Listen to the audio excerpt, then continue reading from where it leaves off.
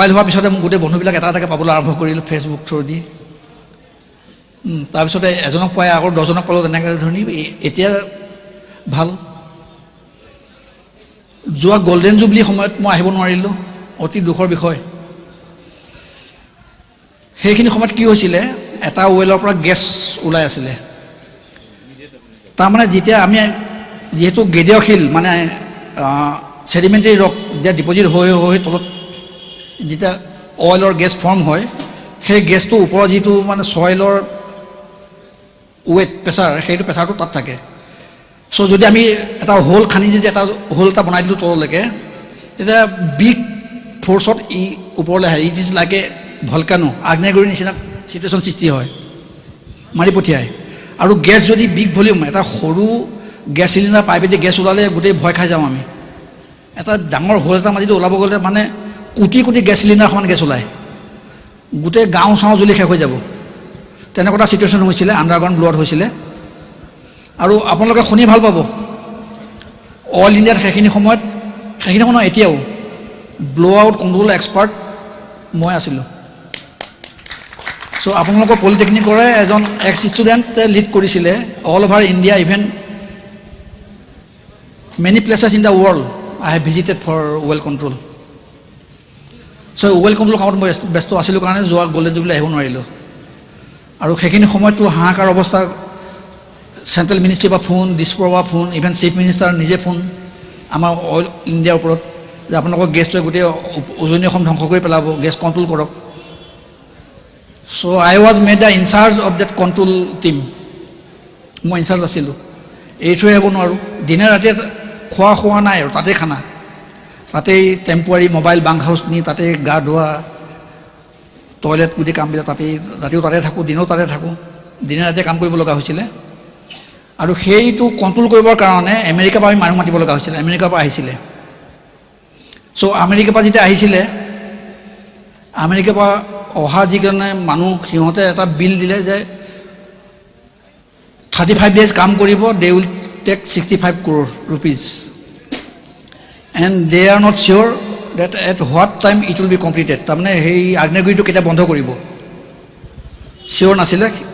তেতিয়া মই সিহঁতক গোটেই প্ৰপ'জেলটো পঢ়ি দেখিলোঁ যে এইটো এটা এয়াৰ লং কাম দেখোন, এইটো কিন্তু বহুত দীঘলীয়া কাম এটা উলিয়াই লৈছে আৰু এইটো কাম হেৰি নকৰিব। তেতিয়া মই ONGC টো এক্সপাৰ্ট তেনেকৈ আছে, ONGC RCMT বুলি কয়, ৰিজনেল ক্ৰাইচিছ মেনেজমেণ্ট টিম বুলি কয়। চ' RCMT যিজন মানে গুৰু বুলি কয়, চাইনি আছিলে, সত্যনাৰায়ণ আছিলে, দেন মহাবাৰ আছিলে, VP মহাবাৰ। আপুনি ONGC কাম কৰে, কোন আছে ONGC কাম কৰা? ONGC মই VP মহাবাৰ আৰু সত্যনাৰায়ণৰ লগত একেলগে কাম কৰিছোঁ blowout control. I am train in America, Houston. তাত একেলগে ট্ৰেইনিং লৈছিলোঁ, লৈ পেলাই আমি শিকিছিলোঁ। শিকিলৈ মোক টিমটোক মই কণ্টেক্ট কৰিলোঁ। মহাবাৰ ছাৰ যোৱা বছৰ ৰিটায়াৰ কৰিলে, মোতকৈ ছিনিয়ৰ আছিলে। তেখেতে ক'লে ভাইটি হ'ব, আৰু তেখেতে অসমীয়া ক'ব জানে ধুনীয়াকৈ, শিৱসাগৰত কাম কৰিছিলে ONGC। হ'ব তুমি হেৰি কৰা, আগবাঢ়ি যোৱা, আমি হেল্প কৰিম। ONGC যিমান ইকুইপমেণ্ট লাগে এইটো কৰিবৰ কাৰণে বহুত হেভি মানে চাম course of equipment, maybe 500-600 crore এনেকুৱা ইকুইপমেণ্ট তাত লগাব লাগে। পাম্প, এটা পাম্প মানে 5000 গেলন পাৰ মিনিটত পাম্প কৰা হ'ব লাগে কেপাচিটি। যিটো ফ'ৰ্চত আহিব সেই ইকুৱেল ফ'ৰ্চত পাম্প কৰিব লাগিব। চ' সেইবিলাক ইকুইপমেণ্ট দিম বুলি ক'লে। দেন মই প্লেন কৰিলোঁ যে এইটো কৰিব পাৰিম। তেতিয়া মই আমাৰ ডাইৰেক্টৰ গোটেইখিনিকে ক'লোঁ যে হ'ব ছাৰ, এইটো আমি নিজে কৰিম। ডাইৰেক্টৰে বিলিভ কৰা নাই। আমেৰিকা ইহঁতে কৈছে সিহঁতকতো 3 মাহ লাগিব প্লাছ আৰু লাগিব পাৰে, আৰু তই কেতিয়া কৰিবি? মোক কৈছে yes I can do it within 1 month with the help of ONGC. So' ONGC will help us. So' let the money stay in India, it should not drain to America, will do our self. তেতিয়া কিন্তু confidence নাছিলে আমাৰ director, CMD, বাকী মিনিষ্ট্ৰীত confidence নাছিলে যে ইণ্ডিয়ানে পাৰিব জানো এইটো কৰিব। চ' মই ক'লোঁ যে I will do it, give me, I will do it within 1 month. Director এটা কুৱেশ্যন কৰিলে, যদি নোৱাৰো you check me from the service. মই এটাহে এনচাৰ দিছিলোঁ, you check me from the service. মোক চাকৰিৰ পৰা বৰ্খাস্ত কৰিব যদি নোৱাৰোঁ। তেতিয়া ক'লে okay, we have seen confidence on you, you go ahead, but parallelly this proposal will move. Yes, you move this proposal with them America. People Boots and Coots company আছিলে সেইটো then will do parallelly so' দিনে ৰাতিয়ে কাম কৰি within 21 days ৱেলটো control কৰিলোঁ well subside কৰিলোঁ ডিলিঙৰ নেকি বাৰু Deori you know' that okay 21 day সেইদিনা মনত আছে মোৰ মাৰ্চ 18 2011 11ত আছিলে না আমাৰ গল্ডেন জুবলি না 12 11 এই সেইকেইদিন মই তাত কাম কৰি আছোঁ আহিবলৈ খুবেই ইচ্ছা আছিল মই নোৱাৰিলোঁ চ' তাত কাম কৰাৰ পিছত যেতিয়া ছাকচেছ হ'ল then I was paid from the ministry also' মোৰ কোম্পানীটো পেজ কৰিছেই আৰু তেতিয়াৰ পৰা একচুৱেলি আমাৰ এটা গ্ৰেডলৈকে চিফ ইঞ্জিনিয়াৰ এণ্ড এবভ পোষ্টখিনি ভেকেঞ্চি পোষ্ট হয় টাইম বন প্ৰমোশ্যন নহয় সেইখিনিত মানে পাৰফৰ্মেঞ্চ ৱাইজ প্ৰমোশ্যন নহয় so' from that incident I got all 4 quick promotion and I am working as an executive director now in Oil India Limited. So hetu মোৰ experience আৰু well control ওপৰত মই গোটেই worldৰ প্ৰায় কিখন কাণ্ট্ৰিতে গৈছোঁ I was a faculty প্ৰায় মাহত এবাৰ বা দুবাৰ মই ফৰেন কাণ্ট্ৰিত যাব লাগে পঢ়াবলৈ যাব লাগে মুম্বাইত ৰেগুলাৰ গৈছিলোঁ মুম্বাইত এটা ইনষ্টিটিউট আছিলে PII পেট্ৰলিয়াম ইণ্ডিয়া ইণ্টাৰনেশ্যনেল বুলি তাত ৰেগুলাৰ ফেকাল্টি তাত মাহত এবাৰ এসপ্তাহৰ কোৰ্চ হয় ৱেল কণ্ট্ৰল কোৰ্চ সেইটো কৰিলে চাৰ্টিফিকেট পাই 2 বছৰৰ কাৰণে valid for drilling engineers otherwise drilling engineer cannot work there যদি ৱেল কণ্ট্ৰল চাৰ্টিফিকেট নাথাকে চ' তাত ফেকাল্টি আছিলোঁ আৰু সেইটো সূত্ৰতে অল ইণ্ডিয়াত চাকৰি কৰা ডিলিঙৰ কাৰণে পৃথিৱীৰ প্ৰায়বিলাক কাণ্ট্ৰিতে মই গৈছোঁ যাব সুবিধা পাইছিলোঁ মানে য'ত তেল আছে অইল প্ৰডিউচিং কাণ্ট্ৰিবিলাকত ভ্ৰমণ কৰিছোঁ আৰু ভেৰিয়াছ মানুহ লগ পাইছোঁ এইখিনিতে আমাৰ এনেকুৱা লাগে পাকিস্তান ইণ্ডিয়া আমি সদায় শত্ৰু ভাবি থাকোঁ কিন্তু this grassroot people are not that a political thing is different যিখিনি তাত ইঞ্জিনিয়াৰ লগ পাওঁ পাকিস্তানী ইঞ্জিনিয়াৰ লগ পাওঁ পঢ়িছোঁ কথা পাতিছোঁ সেইখিনি পঢ়ুৱাইছোঁ সিহঁতৰ ভেলুটো they are not enemy to the India আচৰিত কথা বহুত চিটিজেন পাইছোঁ মই তেনেকৈ ইঞ্জিনিয়াৰ পাইছোঁ বহুত কাম কৰা সিহঁতে ব্যক্তিগতভাৱে ইণ্ডিয়াৰ এনিমি নহয় কিন্তু ইণ্ডিয়া আৰু পাকিস্তানৰ এনিমিটো যিটো চলি আছে সেইটো এটা বেলেগ লেভেলত চলি আছে মেজৰিটি পিপুল অফ সিহঁতেও কয় majority people of India not Pakistan not against India India সিহঁতে ভাল পায় আচ্ছা এইখিনি মই এৰো মই বেলেগ এটা লাইন লৈ গ'লোগৈ তথাপিও মানে আচলতে ক'বলৈ গ'লে মই নিজৰ কথা বেছি ক'লোঁ নেকি নিজৰ কথাই বেছি ক'লোঁ কিজানি চ' কথাটো হ'ল কি আমি লাইফত ছাকচেছ হ'বলৈ হ'লে গ'ল ছেটিং কৰিব লাগিব যদি কোনো গ'ল ছেটিং কৰা নাই ছাকচেছ কেতিয়াও নহয় আৰু মই প্ৰতিবাৰে প্ৰতিটো এটা গ'ল ছেটিং কৰি লওঁ goal is dynamic achieve one then go' for second then achieve that go' for or at a moment you may have 2-3 goals also' so' goal setting is important যে মই এইটো কৰিমেই সেইটো যদি মাথাত ক্লিক নকৰে তেতিয়াহ'লে ড্ৰাইভিং ফ'ৰ্চটো নাথাকে ইউ এক্ট টুৱাৰ্ডছ দিছ গ'ল লক্ষ্যত উপনীত হ'বলৈ কৰিব লাগিব যে মই এইখিনি পাব লাগিব তাত পাবৰ কাৰণে এগেইন কি কৰিব লাগিব ষ্টেপবিলাক ছাপ'জ আজি পলিটেকনিকত পঢ়ি থকা কোনোবা এটা ল'ৰা ৰিজাল্ট ভাল কৰিব লাগে কিমান কৰিব লাগিব এইটো কৈ ল'ব লাগিব যে মই ইমান পাৰ্চেণ্ট পাই পাছ কৰিব লাগিব ফাৰ্ষ্ট হওক ছেকেণ্ড হওক বেলেগ কথা সেইখিনি পাবৰ কাৰণে কিমানখিনি পঢ়িব লাগিব মানে ছাবজেক্টটো কিমান কভাৰ কৰিব লাগিব আৰু গোটেই ছাবজেক্টবিলাক কিমান আছে এদিনত কিমান পঢ়িব লাগিব ঘণ্টা হিচাপটো উলিয়াই ল'ব লাগিব যে মই এঘণ্টাত ইমানখিনি পঢ়িব লাগিব তেতিয়াহ'লে এদিনত ইমানখিনি হ'ব এমাহত ইমানখিনি পঢ়িব পাৰিম মোৰ বছৰত কভাৰ হ'ব মই ভাল নম্বৰ পাম চ' ব্ৰেক ডাউন কৰিব লাগে মানে যি গ'লবিলাক এটা লক্ষ্য স্থিৰ কৰিলে ওপৰলৈ এইখিনিলৈকে যাব খুজিলে যাব নোৱাৰে মাজতে ৰৈ যাব লাগিব সেইবিলাক ভাগ কৰি ল'ব লাগিব লৈ তেনেকৈ কৰিব লাগিব ছিষ্টেম কিছুমান আছে মই এটা মেগাজিনৰ আৰ্টিকল দেখিছোঁ এইখন মেগাজিনত আজি যিখন পাব্লিছ হৈছে তাতে এটা আৰ্টিকল দেখিছোঁ অকণমান জলক এটা দিছোঁ ছাবজেক্টটো সেইটোৱে দিছোঁ goal setting is the first step to achieve any success. সৰুকৈ অকণমান দেখিছোঁ বেছিটো আৰু এইটোৰ ওপৰতো মই মাজে মাজে লেকচাৰ দিওঁ কেতিয়াবা স্কুলবিলাকত যাওঁ ওচৰ পাজৰ স্কুলবিলাকত যাওঁ দুই এখন স্কুলত কেতিয়াবা বন্ধত গ'লোঁ স্কুল চলি থকা অৱস্থাত প্ৰিন্সিপাল বা হেডমাষ্টাৰক কণ্টেক্ট কৰিলোঁ গৈ অলপমান মটিভেশ্যনেল টক অকণমান কৰোঁ ষ্টুডেণ্টৰ লগত চ' মোৰ ৰিটায়াৰমেণ্টৰ পিছতো সেইটো এটা মোৰ হবি হ'ব গ' টু দ্য ষ্টুডেণ্ট 9, 10, 11, 12 সেইটোৱে মোৰ টাৰ্গেট ইয়াতো কৰিম গুৱাহাটীত থকাৰ পিছতো ঘূৰি ফ্ৰী টাইম পাম অলপমান কৰিম ষ্টুডেণ্টৰ কাৰণে কৰিম বাকী কি হয় এইটো আমি জেনেৰেশ্যনটো বনাব লাগিব আৰু প্ৰত্যেককে আমাৰ নপুৰণি বন্ধুসকল আছে প্ৰত্যেককে মই এটাই অনুৰোধ কৰিম আমি যেতিয়া য'তে যি নকৰোঁ অসমৰ কাৰণে আমি কৰিব লাগিব we should think for Assam not for my self আৰু সেইটো কৰিলে সকলোৱে হয়তো ভাল ধৰণে চাকৰি কৰিব ভাল ধৰণে কাম কৰিব থিংক ফৰ দ্য ষ্টেট অসমখন বহুত পিছপৰা আৰু পিছ পৰি গৈ আছে এতিয়া নতুন জেনেৰেশ্যন কোনফালে যাব বিচাৰিছে ভাবি আচৰিত লাগে বেয়া লাগে দুখো লাগে গাঁৱত খেতি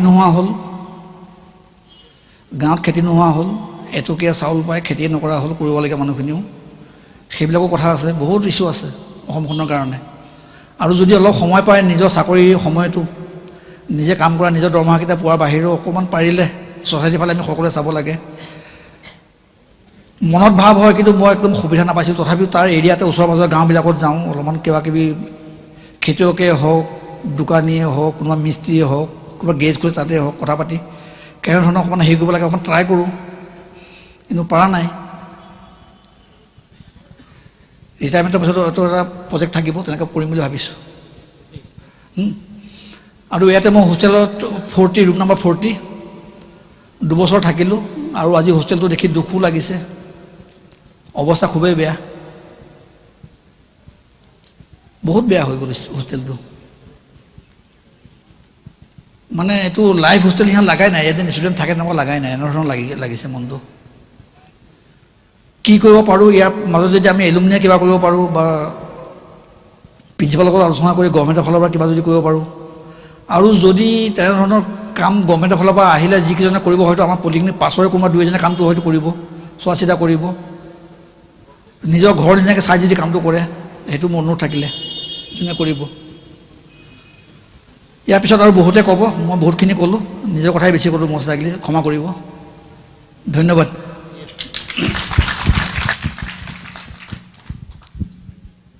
এটা সেই সময়ত এটা সামগ্ৰিক বিষয় আছে মানি অৰ্ডাৰৰ ওপৰত ক'ব লাগে মানি অৰ্ডাৰ তেতিয়া কেনেকুৱা এটা চবৰে মাজত এটা মানে বেলেগ ধৰণৰ হেৰি আছিলে নষ্টালজিয়া এতিয়া মনত পৰিলে আমাৰ সময়তো মানি অৰ্ডাৰে আছিলে এতিয়াতো চবৰে বেংক ট্ৰেন্সফাৰ হয় মানি অৰ্ডাৰৰ বিষয়ে আমাক ক'ব লাগে কোনে ক'ব 70-80 সেই মানুহখিনিৰ মাজত আপুনি কওক মোৰ পৰিচয়টো দি লৈছোঁ মই বাবুল শইকীয়া মোৰ বৰ্তমান ঘৰ ৰহাত এই নগাঁও পলিটেকনিকৰ পৰা মই 1983 চনত পাছ কৰি গৈছিলোঁ যদিও আমি 1981 চনত পাছ কৰিব লাগিছিলে অসম আন্দোলনৰ কাৰণে আমাৰ 2 বছৰ লষ্ট হৈছিলে গতিকে আমি 83 চনত ইয়াৰ পৰা ওলাইছোঁ মই পহিলাতে আজি যিটো অনুষ্ঠান অন্তৰংগ আলাপ 1 নং হোষ্টেল আৰু 2 নং হোষ্টেল 1978 চনত যেতিয়া প্ৰথমবাৰৰ কাৰণে মই এই হোষ্টেলত পিঠিত এটা টোপোলা লৈ প্ৰৱেশ কৰিছিলোঁ তেতিয়া গেটৰ মুখত আমাৰ বৰ্তমান উপস্থিত থকা ভালেকেইজন সিনিয়ৰ ৰৈ আছিল তেখেতসকলক আহি যেতিয়া মই সুধিছিলোঁ যে হোষ্টেল নম্বৰ 1টো কোন ফালে তেখেতসকলে ঘূৰাই নি সেই একেটা বাটে দিয়ে নি আকৌ হোষ্টেল নম্বৰ 1টো উঠাই দিছিল এইটোৱে হৈছিল মোৰ প্ৰথম অভিজ্ঞতা টালি টোপোলা লৈ হোষ্টেলৰ কমন ৰুমত তেতিয়া বহি আছোঁ, কাৰণ ৰুম এলটমেণ্ট দিয়া নাই। ৰাতি সন্ধ্যা হৈ গৈছে, টোপোলাতে শুই আছোঁ। ডাঙৰবিলাক আহে, চাই মিচিককৈ হাঁহে, গুচি যায়। ৰাতি ছুপাৰ আহিছে, হোষ্টেল ছুপাৰ আহিল। তেতিয়া মষ্ট প্ৰবলি দীনেশ নাথ ছাৰ আছিলে, আপোনালোকৰ মনত আছে নিশ্চয়, DC নাথ। তেখেতে ৰুম এলটমেণ্ট কৰিলে, পহিলাবাৰৰ কাৰণে ৰুম এলটমেণ্ট কৰিলে। মষ্ট প্ৰবলি মোৰ মনত থকা মতে 45 নম্বৰ ৰুম, যাৰ ৰুমমেট মষ্ট বুলি আমাৰ বাবুল বৰা ডাঙৰীয়া আছিল নে গুণ হেৰি আছিলে, কোনোবাই এই দুজনৰ ভিতৰতে এজন কোনোবা আছিলে। থাকিলোঁ হোষ্টেলত। ৰাতিটোলৈ ভয় লাগি আহি আছে, যেতিয়াই যিমানেই গভীৰ হৈ আহিছে সিমানেই ভয় লাগি আহিছে। কিহে বা পায় এতিয়া, কাৰণ বাহিৰত শুনি আহিছোঁ যে হোষ্টেলত খুব পিটন দিব। ভয়ে ভয়ে আছোঁ। ভাত খোৱা সময়লৈকে যেনে তেনে ভাতটো খাই বিচনা তলত সোমাব পাৰিলেই, বিচনাত সোমাব পাৰিলে বাচি যাম কিজানি, কিন্তু নাবাচিলোঁ। ভাতকেইটা ঠিকেই খালোঁ, প্ৰথম দিনাৰ ভাত সাজ ঠিকেই খালোঁ। নেবাচিলোঁ এইকাৰণে ৰাতি 11টামান বাজি হৈছে, কোনোবাই দুৱাৰত নক কৰিছে, কৈছে তোমাক অমুকটো ৰুমলৈ মাতিছে। মোক বোলো সৰ্বনাশ, কি বা কৰিবলৈ দিয়ে। আহিছিলোঁ, তেতিয়া আমাৰ এই পশ্চিম ফালৰ এজন মানে হেৰি আছিলে, ছিনিয়ৰ আছিলে। তেখেতৰ ৰুমত সোমোৱাৰ পিছত এখন কাগজত গোল গোল কৰি মানে এখন ডিছ বনাই থৈছে। আপোনালোকৰ নিশ্চয় মনত আছে আমাৰ পুৰণাসকলৰ যে গান যে গায়, তেতিয়াৰ যুগত এখন ডিছৰ ওপৰত এনেকৈ বেকা কৰি কিবা এটা লগাই দিয়ে, সেইটো ঘূৰি থাকে আৰু গান গাই থাকে, কলগান। এতিয়াৰ প্ৰজন্মই দেখিছেনে নাই মই নাজানো, কিন্তু তেতিয়া আমি কলগানেই দেখিছোঁ। আচৰিত, সেই কলগানটোত 3টা ভাঁজ আছে, মানে আগ 3টা আছে। কাৰণ মই অন্তৰংগ ইমান সময়ে গভীৰ বিষয়ৰ ওপৰত আলোচনা হৈ আছিল কাৰণে মই অলপ ৰসাললৈ গৈ আছোঁ, যে সেই 3টা ভাঁজত গানটো গাব লাগিব। গানটো হ'ল জনগণ মনঅধিনায়ক জয় হে, এইটো গাব লাগিব, জাতীয় সংগীতটো। প্ৰতিটো ভাঁজ পোৱাৰ লগে লগে ক্ৰেক কৰি শব্দ এটা কৰিব লাগিব। যি কলগান শুনিছে তেওঁলোকৰ মনত আছে বা তেওঁলোকে জানে যে যেতিয়া সেই ডিছখন কিবা কাৰণত অকণমান বেয়া হয় বা অকণমান দাগী হয়, তেতিয়া গানটো গাই থাকোঁতে ক্ৰেক ক্ৰেক শব্দ এটা হৈ থাকে সেই জেগাটো পোৱাৰ লগে লগে। গতিকে মই গাবলগীয়া হৈছিল জনগণ মন কেক নায়ক দৰহি কেক দাৰত ভাগ্য বিধাতা কেক। পৰিছেনে মনত? যিসকলে এইটো কৰিছিলে তেওঁলোকৰ মনত পৰিব। আৰু মই তেতিয়া কিন্তু ফূৰ্তি পাইছিলোঁ যে প্ৰথম ইন্ট্ৰডাকশ্যনটো বৰ ধুনীয়াকৈ হ'ল, সেইখিনিত মই বাচি গ'লোঁ। তাৰ পিছত বিভিন্ন ৰূপত দেখোঁ মাৰপিট ঢোপ ঢোপ চলি থাকে। এইবিলাক কিয় হয়? কোনোবাই চৰ খাই আহিছে, কোনোবাই ঠেলা খাই আহিছে, কাৰোবাৰ চুলি টানি দিছে, হেৰি টানি দিছে। মই বোলো এইবিলাক কিয় হয়? কৈছে অমুকটো কৰিব দিছিলে, মই নকৰোঁ বুলি ক'লোঁ। মই বোলো সেইটোৱেতো দুখ, সদায় মিলি চলিব লাগে। ডাঙৰসকলে কৈছে কৰাটোতো কি, অসুবিধাটো কি আছে? তাৰপিছত আমাক এই ওপৰৰ যিটো কমন ৰুম কি কয় এতিয়া আমাৰ এইটো, এতিয়া আমি যিটোত বহি আহিলোঁ কমন ৰুম কয় ন, সেই কমন ৰুমত এখন দুৰ্গা পূজা পাতিছে। দুৰ্গা পূজাৰ মানে যিটো দেৱী, দুৰ্গাৰ দেৱী, আমাৰ গ্ৰুপটোৰ ভিতৰত আটাইতকৈ ধুনীয়া যিজন ল'ৰা আছিলে সেইজন হ'ল দুৰ্গা। তেওঁ এনেকুৱা মুদত ৰৈ থাকিব লাগিব, তেওঁ জাঠিডাল ৰৈ আছে। আটাইতকৈ দেখাত বেয়া যিজন আছিল তেওঁ হ'ল অসুৰ, তেওঁ এইটো মুদত ৰৈ থাকিব লগা হৈছে। তাৰপিছত বামুণ কোনোবা এজন আছিলে, তেওঁ হ'ল মন্ত্ৰ মাতে। তাৰ উপাধি বামুণ আছিল কাৰণে সি মন্ত্ৰ মাতিব লাগিব।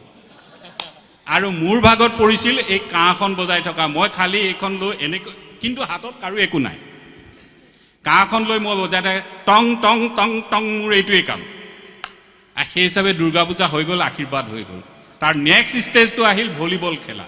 আপোনালোকে এতিয়া ৰেগিং বুলি ক'লে যিটো ভয় খায়, আমাৰ দিনৰ কিন্তু ৰেগিংটো বৰ ফুটিয়ালা আছিলে এখন ভলিবল পাতিছিল দুফালে দুটা ছটা টিম ভলিবল কিন্তু নাই হাতত কাৰো হাতত ভলিবল নাই সেই কমন ৰুমৰ ভিতৰতেই মাজত এখন দুটাই ধৰি আছে এখন স্ক্ৰীন ধৰি আছে ভলিবলৰ যিখন নেটখন ধৰি আছে এইফালৰ পৰা বল মাৰিব লাগিব সিটো এনেকে মাৰিবই লাগিব আৰু সেইটো গ'ল সেইটো হ'ল 2 নম্বৰ ৰেগিং তাৰ পিছত 3 নম্বৰ ৰেগিংটো আহিছিলে ইণ্টাৰনেশ্যনেল ফক জাম্প মনত আছে নিশ্চয় আপোনালোকৰ এই ভৰি দুখন মানে এনেকৈ কৰি ভৰি পিছফালে হাতৰে ধৰি ল'ব লাগিব লৰি জপিয়াই জপিয়াই গৈ থাকিব লাগিব আৰু সেই জাম্পত যিজনে ফাৰ্ষ্ট হৈছিল তেওঁক পুৰস্কাৰ দিয়া হ'ব বুলি ঘোষণা কৰিলে আৰু আমাৰ সেই গ্ৰুপটোত ফাৰ্ষ্ট হৈছিল আব্দুল কৰিম মানৰ এজন বিৰাট ওখ তেওঁক টেবুল এখনৰ ওপৰত উঠাই দিয়াৰ পিছততো ওপৰৰ হেৰিটা মানে স্লেবত লাগি গৈছে তাৰ পিছত কোৰ ফটা চিটাক বিভিন্ন ধৰণৰ কাগজ পাতিৰে আনি তেওঁক এখন মালা পিন্ধাই দিয়া হৈছিল আৰু বোধ হয় আমাৰ ইয়াত সমুদ্ৰদা এতিয়া উপস্থিত আছে নাই জানো মই তেতিয়া দেখিছিলোঁ তেখেতসকলৰ ৰুম আছিল সেইফালৰ লাষ্টৰ ৰুমটো তলৰ তাত আমাক দিছিলে মানে এই বাগানীয়া হেৰিটো যে নৃত্যটো ঝুমুৰ নৃত্য গাবৰ কাৰণে সেইটো নৃত্য কৰি মই নিজে বৰ ভাল পাইছিলোঁ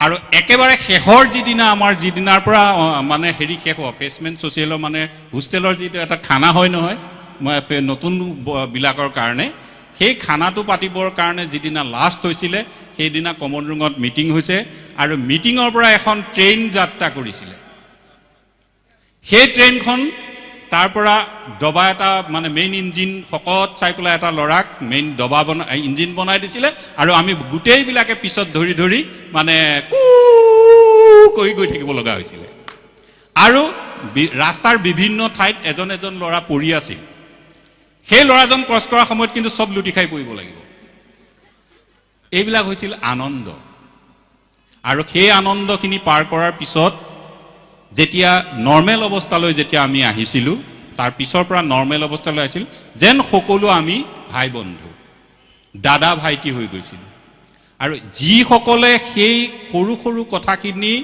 সহ্য কৰিব পৰা নাছিল তেখেতসকলে জীৱনত শাস্তি পাইছিল আৰু মই ভাবোঁ যি হোষ্টেলীয়া জীৱন লাভ কৰা নাই সি জীৱনত একোৱেই লাভ কৰা নাই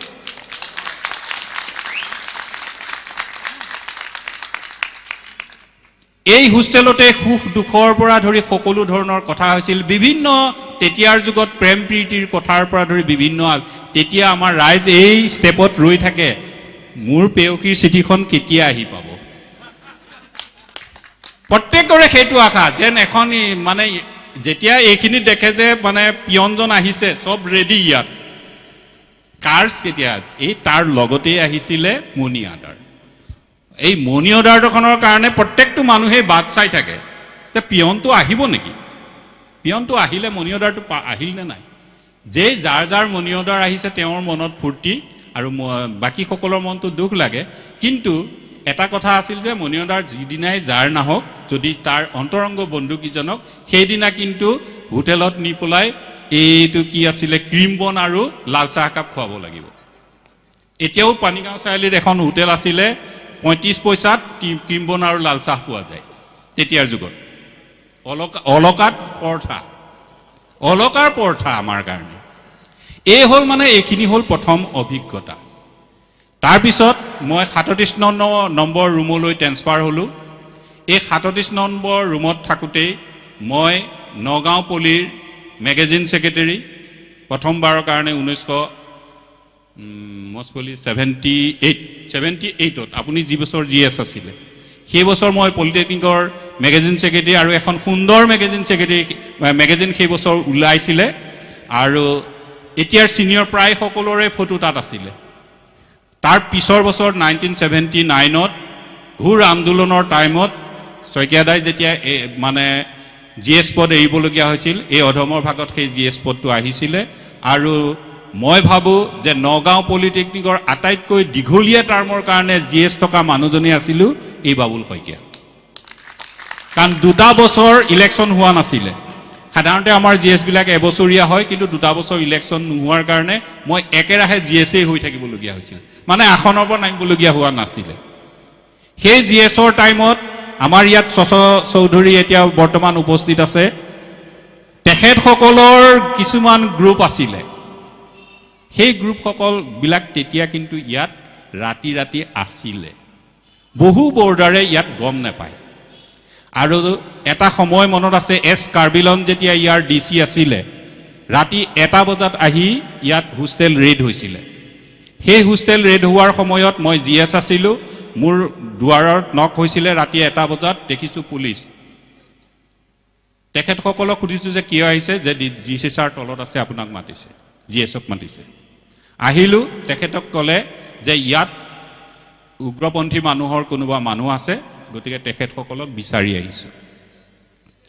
কিন্তু তেখেতসকলে যেতিয়া মই ক'লোঁ যে আহক তেতিয়াহ'লে আপোনালোক, প্ৰতিটো ৰুম মই লৈ যাম, মই নক কৰিম, আপোনালোকে চাব। প্ৰতিটো ৰুম নক কৰিলোঁ, ইমান ডাঙৰ এটা হোষ্টেল, তেওঁলোকৰ 2জন বা 3জন মানুহে কেতিয়াও কভাৰ কৰিব নোৱাৰে। আৰু সেইসকল লোক যেতিয়া আহিছিলে, তেখেতসকল ওপৰৰ পানী টেংকিৰ 2টা পানী টেংকিৰ মাজৰ চেপত সোমাই আছিল। গতিকে অসম আন্দোলনৰ সেই ঘৰপুক সময়ত আমাৰ হোষ্টেলৰ ল'ৰাই তেনেধৰণেৰে সহায় কৰিছিলে। আৰু যেতিয়া ছাত্ৰ সন্থাৰ আন্দোলন হৈছিলে, যদি মোৰ লগৰ বন্ধুসকল ইয়াত উপস্থিত আছে, যে যিবাৰ নগাঁৱত কাৰফিউ বেগ হৈছিলে, সেই কাৰফিউ বেগ হোৱাৰ বছৰটোত নগাঁও পলিটেকনিকৰ হোষ্টেলৰ এটা বৃহৎ অংশই, মানে হোষ্টেলত কোনো এজন ল'ৰা নাই যি ল'ৰাই অংশগ্ৰহণ কৰা নাই সেইদিনা। এই পানীগাঁও চাৰিআলিৰ পৰা আমাৰ নগাঁও পলিটেকনিকৰ লিডত এই অঞ্চলৰ পৰা সমস্ত আমি আগবাঢ়ি গৈছিলোঁ, এই গোটেই এৰিয়াটো আমি লৈ গৈছিলোঁ আমাৰ নগাঁও পলিটেকনিকে নি, আমি নগাঁও কলেজৰ ওচৰত আমি বেৰিকেড বনাই দিছিলোঁ। আৰু সেইদিনা হোষ্টেলত চাহ ভাত বনাই ইয়াৰ কুকসকলে ৰেডি হৈ আছে, কিন্তু ভাত খাবলৈ কোনো নাই ইয়াত। নমিনেশ্যন দিব নোৱাৰিলে সেই বছৰ। গতিকে নগাঁও পলিটেকনিকৰ এটা সময়ত কিন্তু নাম আছিল। সেই সময়তে 79 10 ডিচেম্বৰ আমাৰ তেখেত আছিল সেইখিনি সময়তে মানে জি এছ। আৰু সেই সময়ত নগাঁও পলিটেকনিকৰ ল'ৰা বুলি ক'লে এই অঞ্চলত সমী কৰি চলিবলগীয়া হৈছিলে। কিন্তু আজি সেই পৰিৱেশটো তেখেতসকলে বজাই ৰাখিব পাৰিছে নাই মই নাজানো, কিন্তু এটা সময়ত নগাঁও পলিটেকনিকৰ ল'ৰা বুলি ক'লে সমী কৰি চলিবলগীয়া হৈছিলে। এইদৰে আমি আমাৰ হোষ্টেল লাইফটো পাছ কৰিছিলোঁ। আমাৰ শইকীয়াদাই এটা ইনুকিয়াই থৈ গৈছিল যে মোৰ জীৱনত মই এতিয়াও এটা কথা সহ্য কৰিব পৰা নাই, মই এতিয়াও মানিব পৰা নাই যে যিজন ল'ৰাক চুৰ বুলি পেলাই বাতি চলাই পেলাই মানে ধৰিছিলে, সেই ল'ৰাজনো মোৰ বন্ধু আছিল, মোৰ বেটছৰে আছিলে। মই জানো সেই ল'ৰাজন চুৰ নহয়, তেওঁ চুৰ কৰিব নোৱাৰে। তেওঁ ধুবুৰী ফালৰ এজন ল'ৰা আছিলে, নামটো মই নকওঁ বাৰু। কিন্তু তেখেতক যেতিয়া ৰাতি খুব মাৰপিট কৰিলে মই খুব দুখ পাইছিলোঁ। কিন্তু ঈশ্বৰ যে আছিলে, একচুৱেল যিজন চুৰ সেইজন কিন্তু সেইদিনাখন হোষ্টেলৰ পৰা পলাইছিলে। আৰু সেইজন ল'ৰা আমি হোষ্টেলত আগতীয়াকৈ জাননী দিয়া হৈছিল যে হোষ্টেলৰ পৰা যাতে কোনো ল'ৰা নপলায়, আৰু কোনেও গম নাপালে তাৰ পৰা যে এজন ল'ৰা নাই। 3 দিনমানৰ পিছত মাক বাপেকে লৈ আহি সেই ল'ৰাজনৰ দুখ স্বীকাৰ কৰাইছিল যে একচুৱেল দুখ এইজনৰহে। গতিকে ৰাতিটো আকৌ তেওঁ সেই একেখিনি শাস্তিয়েই পাইছিলে। গতিকে মোৰ সেই বস্তুটো যে আমি অন্ধবিশ্বাসৰ ফালে গৈ পেলাই কোনোবা এজন বেজে যে আনি পেলাই কিবা এটা উলিয়াই দিব, সেইটো মই আজিও কল্পনা কৰিব নোৱাৰোঁ। এই যি এইখন কি কয় বেহাৰবাৰী আউটপোষ্টখন চালে বাতিত চলোৱা যে ৰাকেশৰ দৃশ্যটো দেখিলে মোৰ সেইটোলৈ মনত পৰে। এইটো এটা মোৰ নষ্টালজিয়া এতিয়াও হৈ আছে। এইদৰে আমি গোটেই হোষ্টেল লাইফটো সমাপ্ত কৰি, আৰু বহু ধৰণৰ কাহিনী আছে ইয়াত। এটা কাহিনী মই আপোনালোকক ক'লে হয়তো অকণমান মনত ৰস পাব। আপোনালোকৰ নাম ছিনিয়ৰসকলে জানিব, কৃষ্ণমণি লস্কৰ, সকলোৰে নিশ্চয় মনত আছে। সেইখিনি সময়ত PK তামুলী ছাৰ নগাঁও পলিটেকনিকৰ প্ৰিন্সিপাল, আৰু তেওঁক এজন টাইগাৰ বুলি কোৱা হয়। PK তামুলী ছাৰে খুব ধৈৰ্য লাহে লাহে শব্দকেইটা কয় তেতিয়া এটা নিয়ম আছিল নগাঁও পলিটেকনিকৰ প্ৰতিটো ষ্টুডেণ্টৰ চুলি কাটোতে কাণ সম্পূৰ্ণ ওলাব লাগিব যদি অকণমানো ঢাক গৈছে সেইটো নহ'ব দ্বিতীয়বাৰৰ এডমিশ্যনৰ সময় কৃষ্ণমণি লস্কৰে এই চহীটো কৰিবৰ কাৰণে মানে ফৰ্মখনত চহী এটা কৰিব লাগে চহীটো কৰিবৰ কাৰণে প্ৰিন্সিপাল ছাৰৰ পৰা চহীটো কৰি আনিবলৈ গ'ল ছাৰে চাইকেললৈ ক'লে তুমি চুলি কাটি অহা লস্কৰে উপায় নাপায় চুলি কাটি আহিলে আকৌ গ'ল দ্বিতীয়বাৰ তোমাক চুলি কাটি আহিবলৈ দিছিলোঁ কিয় নাকাটিলা আকৌ কাটি আহিল অলপমান তৃতীয়বাৰ যেতিয়া গ'ল তেতিয়াও নহ'ল চতুৰ্থবাৰত যেতিয়া মূৰটো সুমুৱাই পেলাই পৰ্দা এখন আছিলে মূৰটো এনেকৈ সুমুৱাই দিছে দি পেলাই কৈছে ছাৰ এতিয়া হৈছেনে তাৰমানে সেইবাৰ একেবাৰে চুলি খুৰাই আহিল তেতিয়া পি.কে. তামুলী ছাৰে কৈছিলে যে তোমাক মূৰ খুৰাই আহিবলৈ কোনে কৈছিলে ছাৰ আপোনাৰ বাপেক মৰিল যে সেইকাৰণে মই চুলি খুৰাই আহিছোঁ এইবিলাক হ'ল ৰসাল এখাল এটা এটা কাহিনী আৰু পি.কে. তামুলী ছাৰ ইমান ষ্ট্ৰিক্ট ছাৰ আছিলে আমাৰ এটা দিনত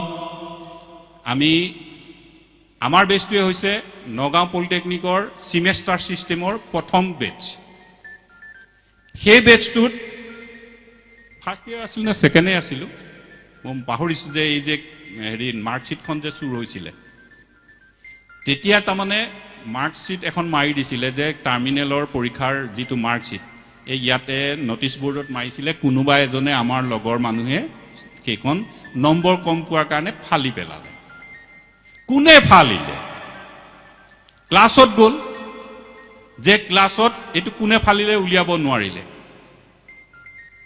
তাৰপিছত সন্ধ্যা আগত হোষ্টেল মানে আবেলি টাইমত হোষ্টেললৈ আহি হোষ্টেলত সেইটো চিভিলৰ যিমানখিনি ষ্টুডেণ্ট আছিল চবকে টালি টোপোলা লৈ বাঢ়ি দিলে আমি ইয়াত টালি টোপোলা লৈ বহি আছোঁ যে আমাক হোষ্টেলৰ পৰা খেদিলে ৰাতিলৈ গোটেই খোপা আমি যোৱা নাই ইয়াতেই বহি আছোঁ পি.কে. তামুলী ছাৰ আহি এই হোষ্টেল ছুপাৰৰ ৰুমত আমাৰবিলাকক মাতি আনি কথাটো উলিয়াই এটা কথা যে যোনেই নেফালক তোমালোকে কোনেও স্বীকাৰ নকৰা গতিকে তেতিয়াৰ দিনত 10 টকাকৈ ফাইন মই এটাই প্ৰতিবাদ কৰিছিলোঁ যে মই যিহেতুকে ফালা নাই মই 10 টকাটো মই নিদিওঁ কোনো কাৰণত মই নিদিম দৰকাৰ হ'লে মোক হোষ্টেলৰ পৰা খেদি দিয়ক ফাৰ্ষ্ট ইয়েৰ মনত আছে নিশ্চয় সকলোৰে এইটো কথা সেইখিনি সময়তে কি হ'ল পি.কে. তামুলী ছাৰৰ মাথাত এটা মহে কামুৰিছিল ছাৰৰ চুলি নাই মহটো দেখি আমাৰ আব্দুল কৰিম মই যিজনৰ কথা আগতে কৈছিলোঁ তেওঁ চাই আছে এটা সময়ত মানে কোনটো খঙত দিলে নেজানো মহটো থাপকে মাৰি পেলাই মহটো মাৰি চাই এইটো মহ পিছত তাক মই সুধিলোঁ যে তই মহটো মাৰিছিলি নে দিলিয়ে এইটো কোপটো বোলে দুইটা একেলগ হৈ গ'ল এইবিলাক হ'ল ৰসাল কাহিনী তাৰপিছত সেই 10 টকাটো দীনেশ নাথ ছাৰ আছিলে তেখেতে নিজে দি পেলাই মূৰ হৈ মানে হেৰি কৰিছিল কিন্তু সেই ল'ৰাজন কোনে ফালিছে আমি সম্পূৰ্ণৰূপে জানো কিন্তু এটা আমাৰ একতা যিটো যে লগৰ এজন বন্ধুক যদি আমি সেইদিনা কৈ দিলোহেঁতেন তেওঁক একেবাৰে কলেজৰ পৰা খেদি দিলেহেঁতেন গতিকে তেওঁক বচাবলৈ গৈ আমি প্ৰত্যেকে সেইটো মানে দায়িত্বভাগ লৈ লৈছিলোঁ সেইটো হৈছে আমাৰ ইউনিটি সেই ইউনিটিৰ আচলতে এতিয়াৰ ষ্টুডেণ্টে সেই ইউনিটিটো ৰাখিব নে নাৰাখে ৰাখিব পাৰিছে নে নাই নগাঁও পলিটেকনিকৰ এটা ল'ৰাক যদি আমোলাপতি বা পানীগাঁও চাৰিআলিত কোনোবাই থাপৰ এটা বা গালি এটাও পাৰিলে গোটেই হোষ্টেল গৈছিলে দৌৰি এতিয়া সেই ইউনিটিটো আছে নে নাই এতিয়াও ৰাখিব লাগিব আমি এই এটা অনুষ্ঠানৰ মানুহ আমি একেই ভাই ককাই সেইখিনি সময়ত আৰু এটা মই ৰসাল কাহিনী কৈ মোৰ বক্তব্যখিনি সামৰণি মাৰিম এই যে এতিয়া যিবিলাক ঘৰ ইয়াত দেখিছে এইবিলাক ঘৰ একো নাছিল এইফালেদি এটা লুংলুঙীয়া বাট আছিল যিটো বাটেদি আমি পানীগাঁৱৰ ৰাস্তাত উঠিব পাৰিছিলোঁ আছেনে নাই চিনেমা চাবৰ কাৰণে জাপ মাৰিব লাগে নে তেতিয়া ৱালৰ জাপ মাৰিব আছিল আমাৰ লগৰ এজন বন্ধু আছিল তেওঁ অৱশ্যে সকলো ফালৰ খোৱা বোৱাতেই ব্যস্ত আছিলে গতিকে তেওঁৰ আটাইতকৈ মৰমৰ কুকুৰ পোৱালি কেইটামান আছিল এদিন ৰাতি মানে ঠিক তেনেকৈ খাই বৈ মানুহ ফিটিং হৈ আহিছে আহি দেখিছে কুকুৰ পোৱালিটো জেগাত নাই। কুকুৰ পোৱালিটো নাই, সি ড্ৰেইনতে পৰি এনেকুৱা এটা কান্দোন জুৰিছে, মোৰ কুকুৰ পোৱালিটো কি হ'ল। সেই কুকুৰ পোৱালিটো গৈ এসোপা, তেতিয়া অৱশ্যে এতিয়া গেছ আছেনে নাজানো, তেতিয়াতো কাঠ আনে, কাঠৰ খৰিবিলাক আনে, খৰি চেপত সোমাই সি কেং কেং কেং কৰি আছে। ই কুকুৰ পোৱালিটোৰ কাৰণে এনেকুৱা এটা কান্দোন জুৰিলে, গোটেই হোষ্টেলৰ ল'ৰা গৈ তাক মানে ধৰিবগৈলগীয়া হৈছে। গতিকে ৰিচেণ্টলি মই তেওঁক ফোনত পাই পেলাই সুধিছোঁ, মই বোলো তোৰ কুকুৰ পোৱালিটোলৈ মনত পৰেনে? পৰে, এতিয়াও মনত পৰে বোলে। তে এইবিলাকেই হৈছে ৰসাল কাহিনী। আৰু এই ৰসালখিনি পাবৰ কাৰণেই আজি এনেকুৱা দেহাৰে আৰু বিভিন্ন ঠাইৰ পৰা, বিভিন্ন দূৰৰ পৰা, ইমান মানে বৰষুণৰ মাজতো ছিনিয়ৰসকল আহি ইয়াত উপস্থিত হৈছে। অকণমান যেন কিবা এটা ৰস পাওঁ, স্মৃতিটো যাতে অকণমান ৰোমন্থন কৰিব পাৰোঁ, আৰু সেই ৰোমন্থনে যাতে আমাৰ জীৱনত আয়ুসটো আৰু কেইবছৰমান বঢ়াই দিয়ক, সেই আশা ৰাখিয়েই মোৰ বক্তব্যৰ সামৰণি মাৰিছোঁ। ধন্যবাদ। ধন্যবাদ দাদা, আপুনি বৰ ধুনীয়া জমালে আৰু ভাল লাগিল। চচদা, মাইকী মহৰ কথা ক'ব লাগে। আপোনাৰ মাইকী মহল লৈ পেলাই বহুত কাহিনী আছে, শুনিব লাগে।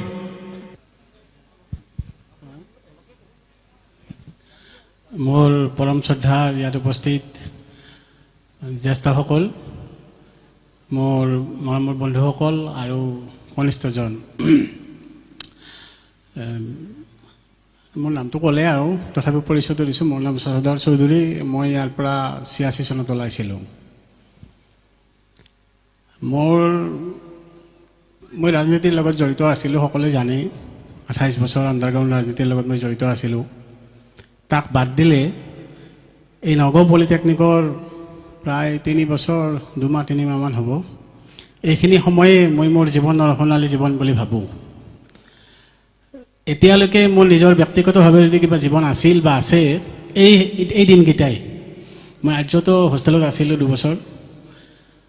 তাৰপিছত আৰ্যত হোষ্টেলত থকাৰ পিছতেই ভাল কাৰণেই হওক, বেয়া কাৰণেই হওক, অসম আন্দোলনৰ সময়তে কেনা লাগে, আৰু মই মোটামুটি পলাতক হ'ব লগা অৱস্থা হয় 82 চনত। ইয়াত মোৰ 3জনী মাহী বিয়া হৈছিল নগাঁৱত। গতিকে ভাবিলোঁ মাহী 3জনী যেতিয়া আছে, কিন্তু চৰকাৰে নাজানে তেতিয়া, গতিকে ইয়াতেই মোৰ পলাই থকাৰ মানে চবচে ভাল জেগা হ'ব বুলি মই নগাঁও পলিটেকনিকত এডমিশ্যন লৈছিলোঁ। মই ইঞ্জিনিয়াৰ হ'ম বুলি অহা নাছিলোঁ। পলিটেকনিক মোৰ উদ্দেশ্যও নাছিল। মই একো জনাই নাছিলোঁ যে পলিটেকনিক পঢ়িম বা কিবা কৰিম।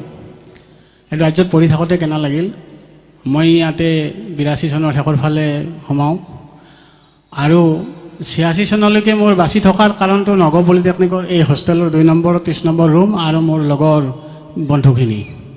ইয়াৰ পৰা ওলাইয়ে মই ধৰা পৰোঁ 86 চনত। মই 2 মাহো টিকিব নোৱাৰিলোঁ ইয়াৰ পৰা ওলাই। এই নগাঁও পলিটেকনিকেই কিন্তু ভুল শুদ্ধ ইতিহাসৰ বিচাৰ, সেই সময়ৰ সশস্ত্ৰ সংগ্ৰামৰ ইয়াৰ পৰাই সকলো কৰ্মকাণ্ড আৰম্ভ হৈছিল।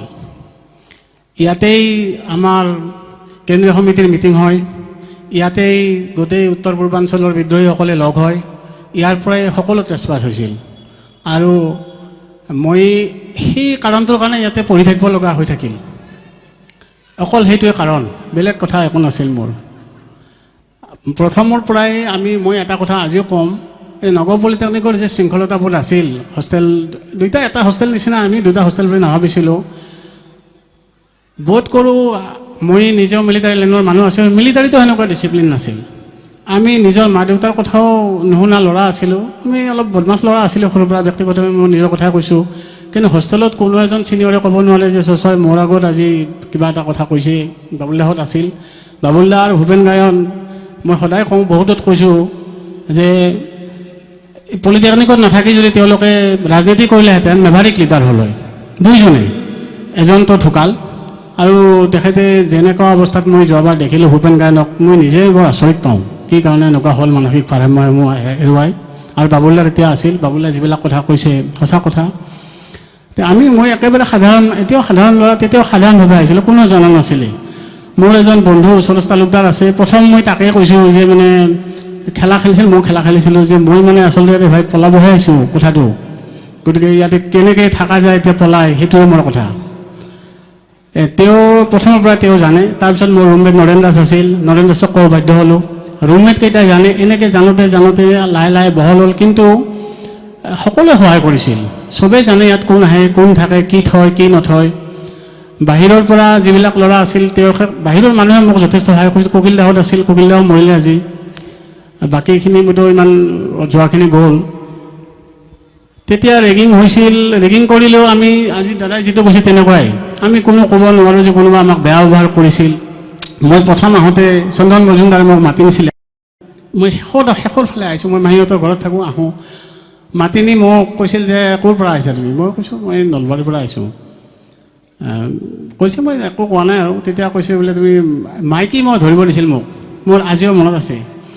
তাৰপিছত চন্দন দাই মানে জানিলে আৰু মই এনেকুৱাকৈ তলাই থাকোঁ, খুব দুখ কৰে, তোক মই মাইকী মই ধৰিব দিলোঁ, এনেকুৱা কথা আৰু। যে দাদাৰ লগত এতিয়াও সম্পৰ্ক ভাল। 3 বছৰ, এই 3 বছৰ কালত ইয়াত যদি মই কথা কি হৈছিল কি নহৈছিল ক'ব শেষ কৰোঁ, এনেকুৱা 3 দিন গ'লেও শেষ নহ'ব।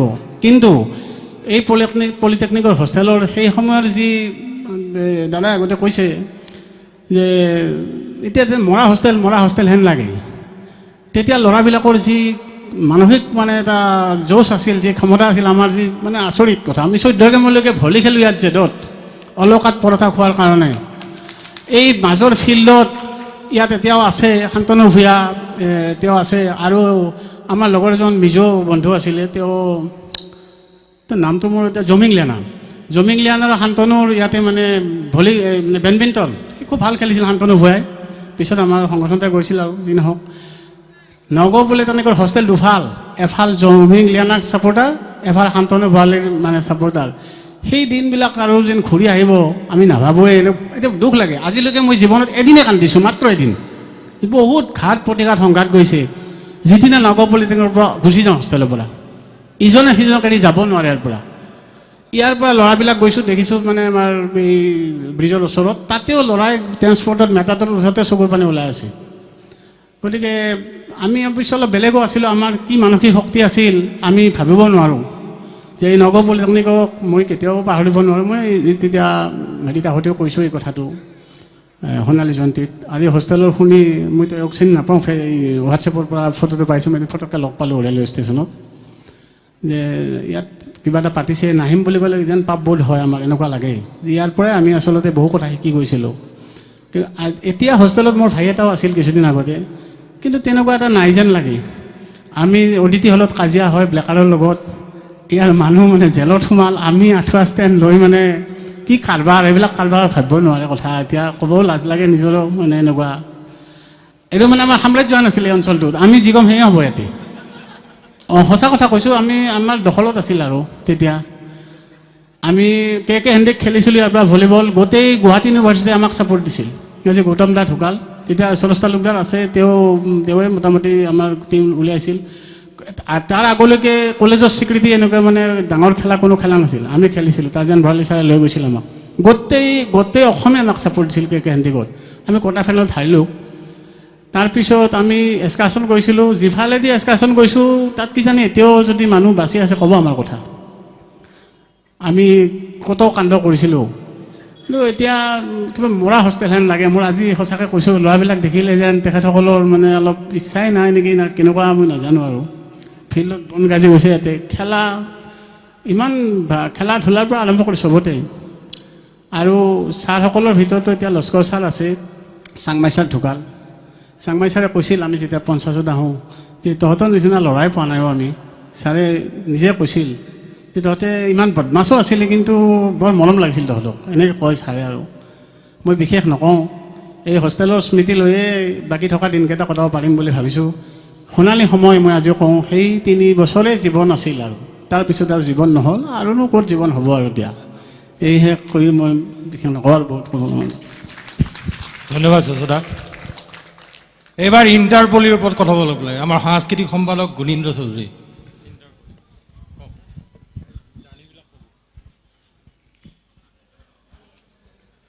মোক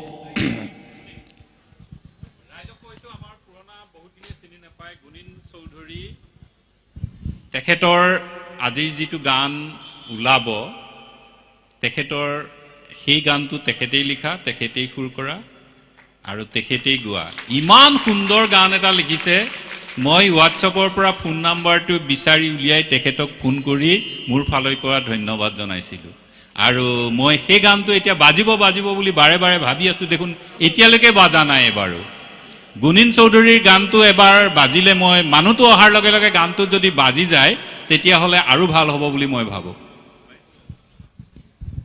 ধন্যবাদ শইকীয়া দা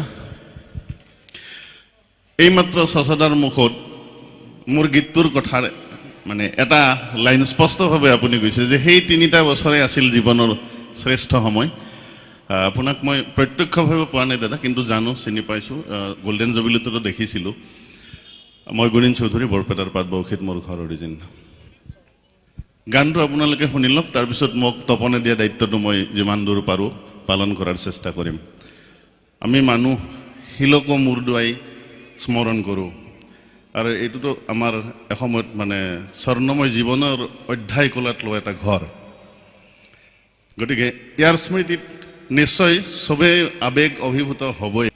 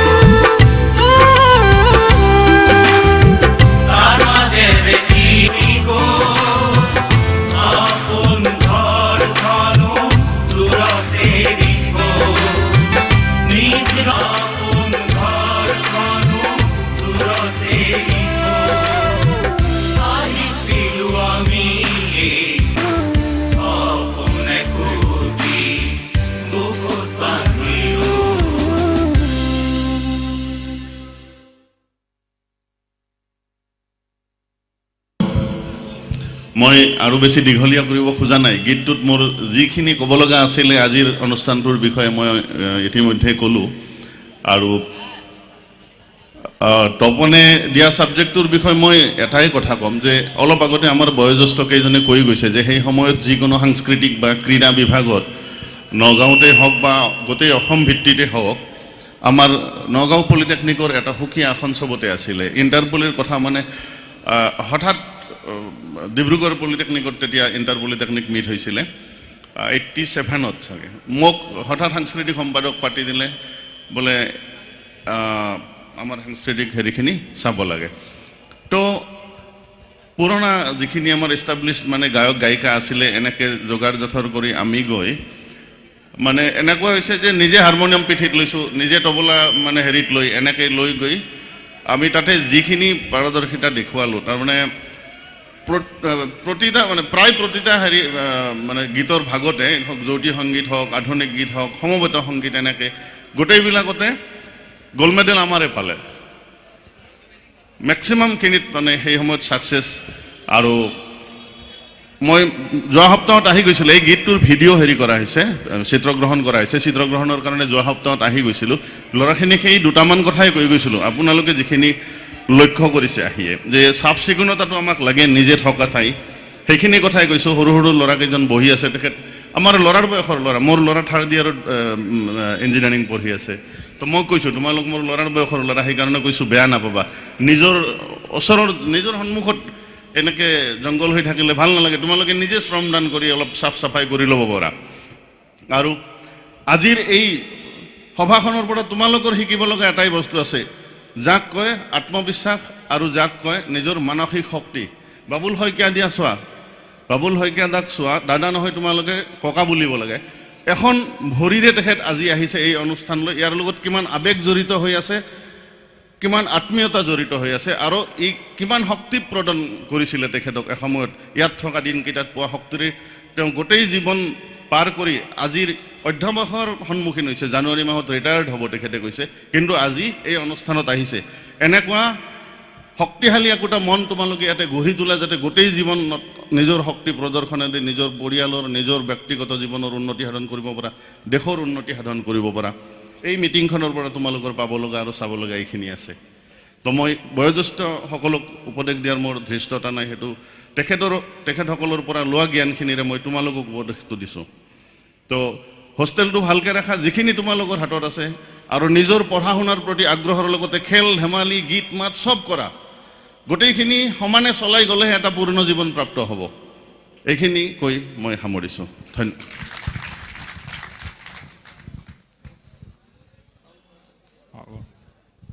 আমাৰ মাজত মানে আমাৰ বেটছৰে আছিলে কমেডিয়ান হোষ্টেলৰ ভিতৰত দিগন্ত সৰুদেউৰী এই দুই এষাৰ জমনি কথা ক'ব লাগে বহুত গভীৰ হৈ গৈছে বিষয়বিলাক ক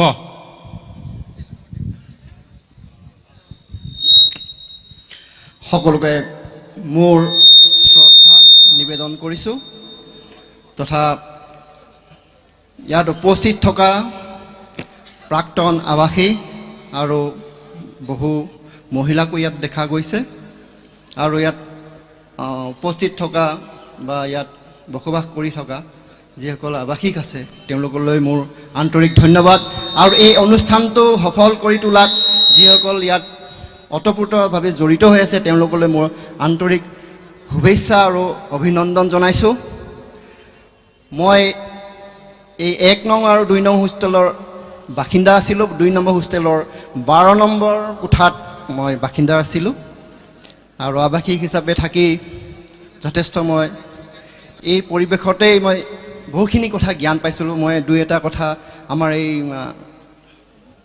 আলোচনীখনত মোৰ লিখনি আছে তাতে মই লিখিছোঁ কেনেধৰণে আগবাঢ়ি গৈছিলোঁ মোৰ এই জীৱন কালত এতিয়া মই চাকৰিয়াল হিচাপে শিৱসাগৰ ONGCত চাকৰি কৰোঁ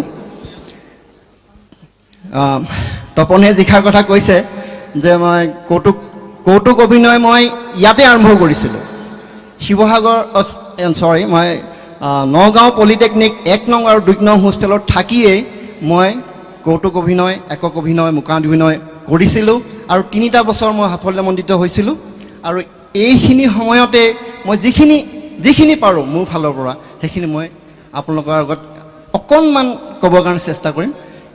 এতিয়া অলপ আগতে মই সাংস্কৃতিক সম্পাদক আছিলে বুলি কৈছিলে নিৰুদা, তেখেতে কৈছিলে যে আমিও শিলচৰত গৈছিলোঁ। শিলচৰত আমাৰ ইণ্টাৰপলি হৈছিলে।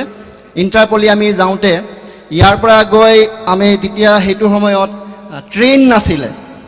ট্ৰেইন আমি উঠিব লাগিছিলে চাপৰ মুখত ইয়াৰ পৰা বাছত গৈ ট্ৰেইন উঠিছিলোঁ। ট্ৰেইনৰ কাৰণে আমি ৰৈ আছিলোঁ, ট্ৰেইন অহা নাই। নহাৰ কাৰণে তাতে এটা গীত ৰচা হৈছিলে। গীতটো হঠাতে ৰচা হৈছিলে। 3 নম্বৰ হোষ্টেলৰ ল'ৰা কেইজনমান আছিলে, আমি 1 নম্বৰ 2 নম্বৰ আছিলোঁ। সেই গীতটোকে অকণমান মই গুণগুণাই দিব বিচাৰিছিলোঁ। গীতটো এনেধৰণৰ আছিলে, ট্ৰেইন অহা নাই, ট্ৰেইন আহিব, আমাৰ ল'ৰা ইটো সিফালে গৈছে সিটো সিফালে গৈছে, বিচাৰি পোৱা নাই। তেতিয়া এজনে ক'লে যে কেনেকৈ বিচাৰিম এতিয়া, তেতিয়া গান এটাকে গাওঁ। গানটো গাইছিলোঁ আমি এনেধৰণৰ, আৰে লিখা লিখা লিখা তনি হামাৰা বাত হ বাবুয়া, राम का भाई लक्ष्मण सीता मैया जय हो। बाबली कहाँ है मनुआ कहाँ है। बाबुल और माने मनुज নাই, দুটা বিচাৰি পোৱা নাই, ক'ত বিচাৰিম এতিয়া। বাবলি কাहाँ है मनुआ कहाँ है। তেতিয়া এখন তাত মানে ধুনীয়াকৈ পোষ্টাৰ এখন লগোৱা আছে, ডাঙৰ পোষ্টাৰ এখন, চিনেমা পোষ্টাৰ, राम तेरी गंगा मेली, राम तेरी गंगा मेली मनुआ कहाँ है। তাৰমানে राम तेरी गंगा চাবলৈ গ'ল নেকি তাৰমানে। बाबली कहाँ है मनुआ कहाँ है, राम तेरी गंगा मेली मनुआ कहाँ है। मनुआ गैलो फिल्म दिखाने, হয় मनुआ गैलो की फिल्म दिखाने, হয় राम तेरी गंगा मेली मनुआ कहाँ है। এনেধৰণৰ আমি গীত তেতিয়া ৰচনা কৰিছিলোঁ। আৰু এই গানটোৱে ফেমাছ হৈছিল শিলচৰ ইণ্টাৰপলিত। আমি চবকে গাইছিলোঁ আৰু চবেই তাতে সেই গানটো গাইছিলে।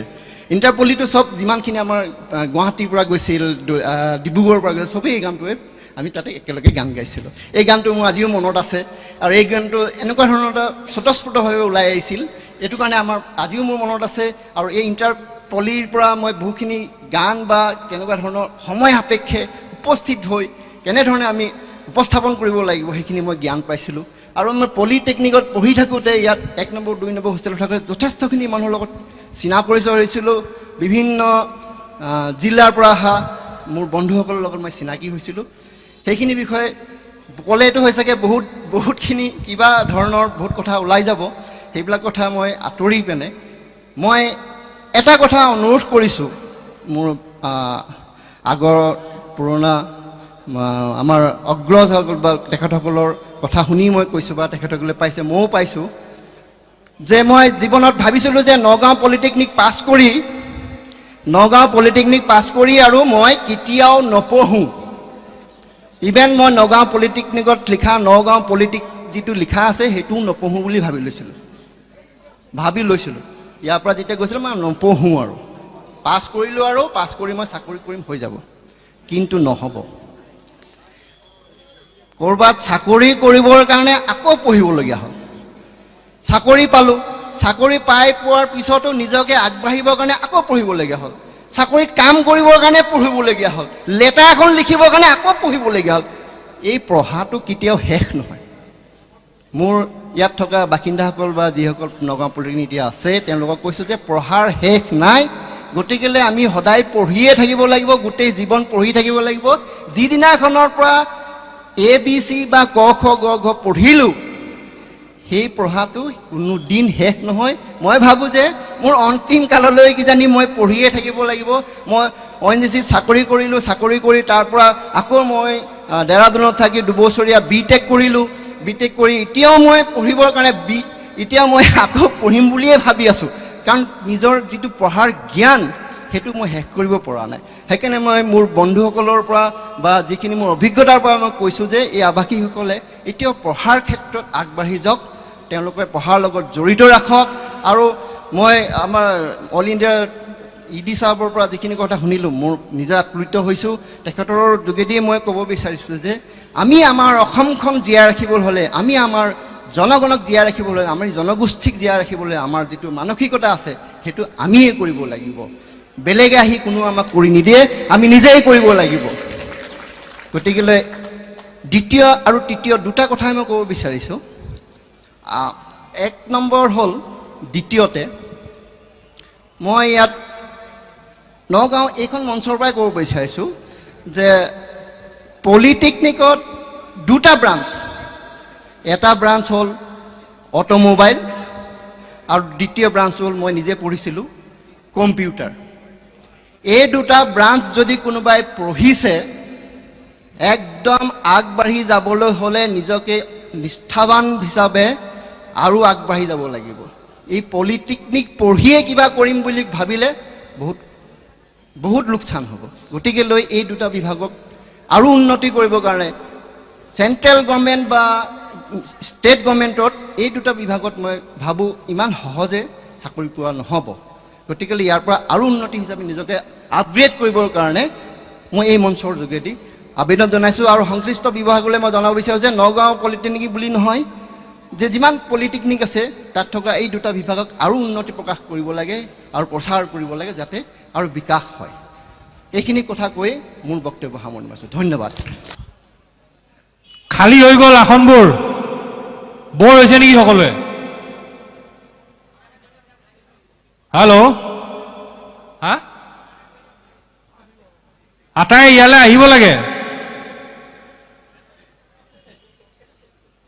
আটাই ইয়ালৈ আহিব লাগে।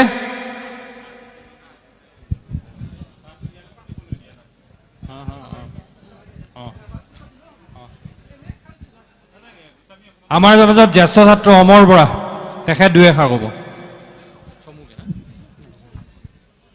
নমস্কাৰ। ইয়াত আহি মই দেখিছোঁ আমিয়ে বোধহয় এই গোটেই যিখিনি আমাৰ পৰিয়াল গোট খাইছে ইয়াত আৱাসীৰ, আমিয়ে বোধহয় ছিনিয়ৰ নেকি। মোৰ বন্ধু অৰবিন্দ আৰু খনিন পাঠক, আমি 1975ত ইয়াৰ পৰা ওলাইছোঁ।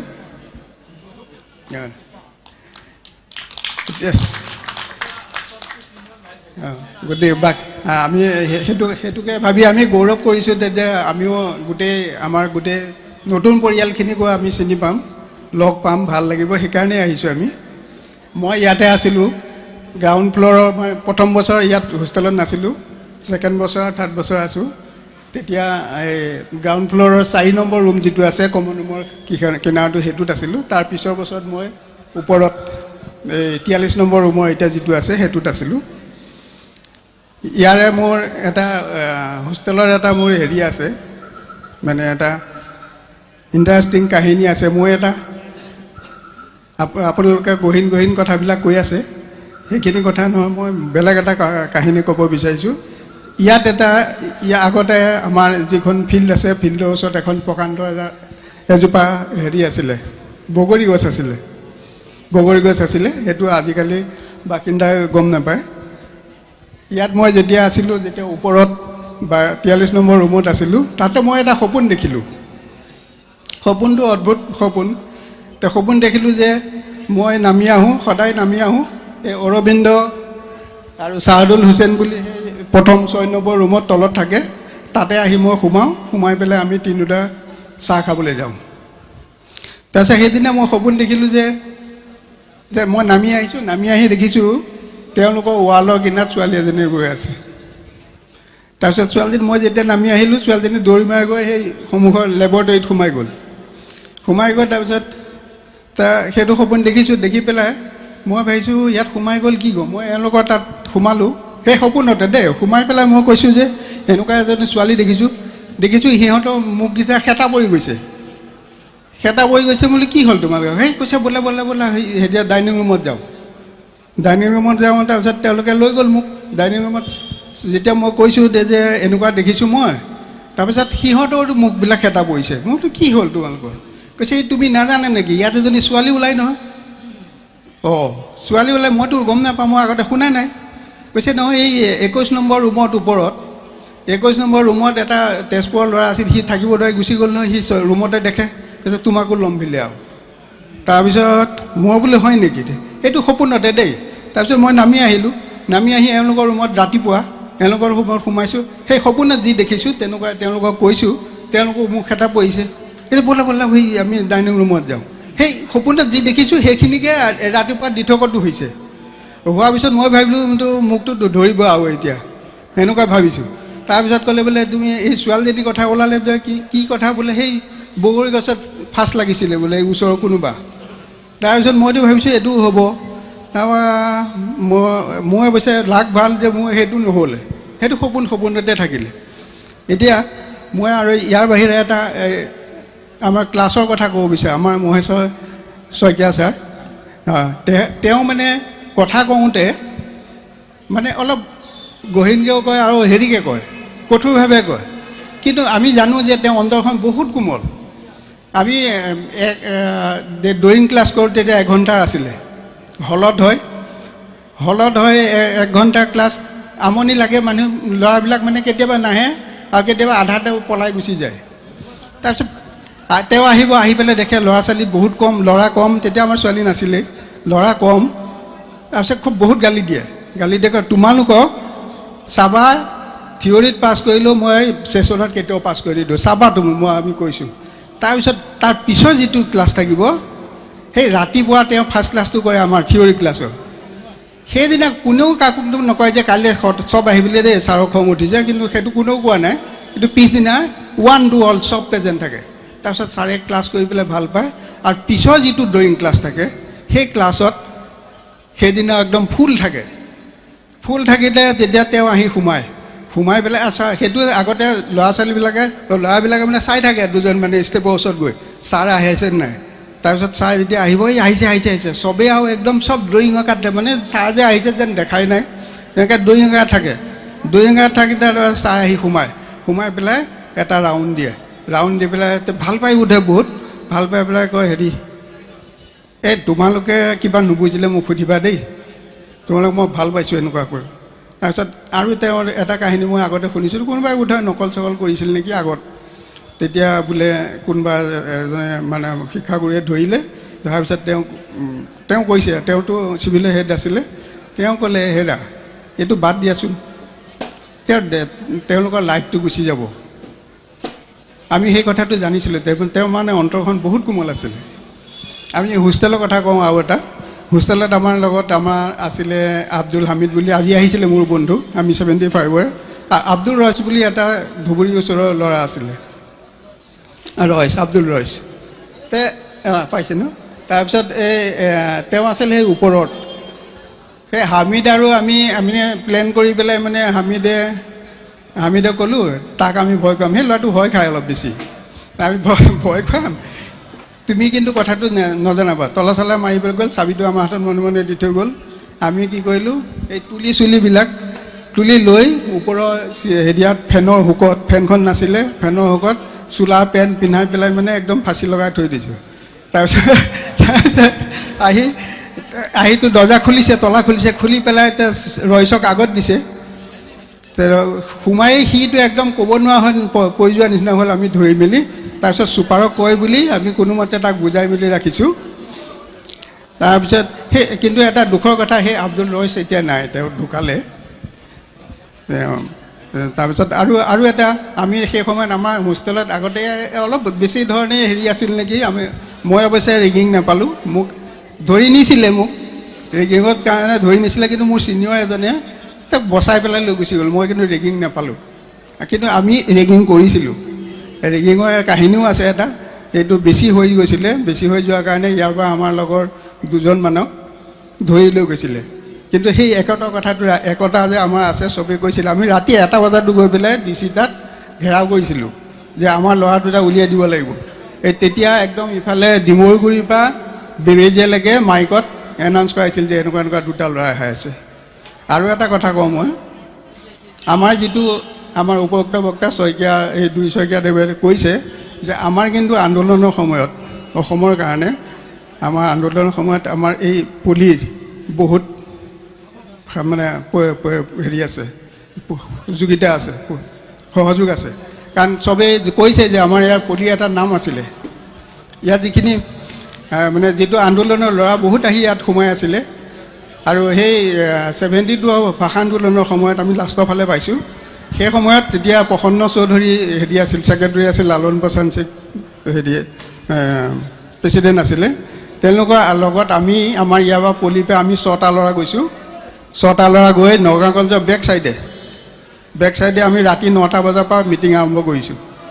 সেই তেওঁলোকক তেতিয়া আমি বহুত ধৰিছিলোঁ। হঠাৎ তেতিয়া সেই ভাষা আন্দোলন হঠাৎ বন্ধ কৰি দিছিলে, তেওঁলোকে কান্দি পেলাইছে আমাৰ নগাঁও সেইদে। এই তেতিয়া প্ৰফুল্ল মহন্ত অহা নাই, লুইত বৰাও আছিলে নগাঁৱৰ পৰা, প্ৰফুল্ল মহন্তহঁত অহা নাই তেতিয়া, তাৰ পিছতহে আহিছে। আমাৰ ইয়াত শইকীয়াদেৱে কৈছে যে আমাৰ কিন্তু আন্দোলনত অসম আন্দোলনলৈ অসমৰ কাৰণে ভবা মানুহ ইয়াত তেতিয়া সেই সময়ত বহুত আছিলে। সেইখিনিত মানে ইয়াত এটা আমাৰ এটা দখল আছে বুলি যে কৈছিলে এই অঞ্চলত, ঠিকেই তেনেকুৱা দখল আছিলে। সেই লাষ্টত এনেকুৱা প্ৰেছাৰ আমি ডিচিক দিছিলোঁ যে তেওঁলোকক উলিয়াই দিব লগা হৈছিলে, এই ইটা ভাটানি সোমোৱাই থৈছিলে। সেইখিনি আমি তেতিয়া মানে ডিচিয়ে এনেকুৱা প্ৰেছাৰ দিলে, চবকে পুলিচক দি পেলাই আমাক কিন্তু উলিয়াই দিছিলে সেইটো কথা। তো মই এইখিনিকে কৈ মই মোৰ বক্তব্য সামৰি মাৰিলোঁ। দাদা কওক। নামটো ক'ম বাৰু, নামটো কৈ দিম। নামটো কৈ দিম। শ্ৰদ্ধেয় লেডিজ, আমাৰ হোষ্টেলৰ ছিনিয়ৰ বাসিন্দা, মোৰ বন্ধু বাসিন্দাসকল, লগতে বৰ্তমানৰ বাসিন্দাসকল, মই শ্ৰী প্ৰবীণ গোস্বামী, 1978 83 বেটছৰ চিভিল ইঞ্জিনিয়াৰিঙৰ ষ্টুডেণ্ট আছিলোঁ। মোৰ হোষ্টেল নম্বৰ 2 আছিলে, ৰুম নম্বৰ প্ৰথমতে 17, তাৰপিছত 14 নে 13 কিবা এটা হ'ল। হোষ্টেলত বুলি ক'লে প্ৰথমতে মই আমাৰ ডাইনিং হলৰ কৰ্মচাৰীসকলৰ কথা মই সুঁৱৰিব লাগিব। চন্দন, পদুম, টংক, ভোলা, সিহঁতক সদায় মনত পৰে। সিহঁতে ঘৰৰ নিচিনাকৈ আমাক খোৱা বোৱা কৰিছিলে, খানা খুৱাইছিলে, সহায় কৰিছিলে, গাইড কৰিছিলে। লগতে ছিনিয়ৰ বাসিন্দাসকলেও আমাক বহুতখিনি সহায় সাৰথি কৰি আগবঢ়াই লৈ গৈছিলে। ৰেগিঙৰ সময়তো কোনো ধৰণৰ প্ৰব্লেম হোৱা নাছিলে, বৰঞ্চ শিকিবলৈহে পাইছিলোঁ। আচলতে আমি ঘৰত জন্ম হ'লেও আমি হোষ্টেলতে আহি সকলো কথা শিকিলোঁ, দেখিলোঁ, অসমখন দেখিলোঁ, সকলো ধৰণৰ মানুহ লগ পালোঁ। বিলাসীপাৰাৰ পৰা বুলি লখিমপুৰ, ডিব্ৰুগড়ৰ ষ্টুডেণ্টবিলাককো লগ পালোঁ। অসমখন কেনেকুৱা হ'ব পাৰে এটা সাধাৰণ আইডিয়া এটা হ'ল, ধাৰণা এটাও তেতিয়াই হ'ল। আচলতে 1 নম্বৰ 2 নম্বৰ হোষ্টেল বুলি ক'লেও আমাৰ মনত কোনো ধৰণৰ ভাগ অহা নাছিল। আচলতে এডমিনিষ্ট্ৰেটিভ সুবিধাৰ কাৰণে 2টা হোষ্টেল কৰিলেও আমি নিজৰ ৰুমত নাথাকিছিলোঁ। 1 নম্বৰ বা 2 নম্বৰ হোষ্টেলতে আছিলোঁ। মই মুকুল গোস্বামীৰ ৰুমতে আছিলোঁগৈ প্ৰায়, মুকুল গোস্বামীও আহি মোৰ ৰুমতে আছিলি। সিহঁত আমিতো বেলেগ বেলেগ, অথচ সিহঁত 2 নম্বৰ, সিহঁত 1 নম্বৰ, আমি 2 নম্বৰ। মোৰ লগত যিটো বাসিন্দা হোষ্টেলৰ লগৰ যিজন আছিলে মণ্ডল, ৰহমান মণ্ডল বুলি, সিটো দিনটো নাথাকে, ৰাতিও নাথাকে। ৰাতি কেতিয়াবা 12টা বজাত আহে। ক'ত আছিলি সুধিলে কৰিবলৈ মই ওপৰ হোষ্টেলত আছিলোঁ, বোলে তাতেই পঢ়া শুনা কৰোঁ। সেইবিলাকে বহুত কথা আছে, এতিয়া ক'ব নোৱাৰি। কিন্তু সকলোলৈকে শেষত এই হোষ্টেলে আমাক সম্পূৰ্ণ কৰিলে, মানুহ কৰিলে। ইয়াক আমি বচাই ৰাখিবই লাগিব। আমি নহ'লেও, আমি নাথাকিলেও এই হোষ্টেলটো যাতে দীৰ্ঘায়ু হয় তাৰে কামনা কৰিলোঁ। ধন্যবাদ।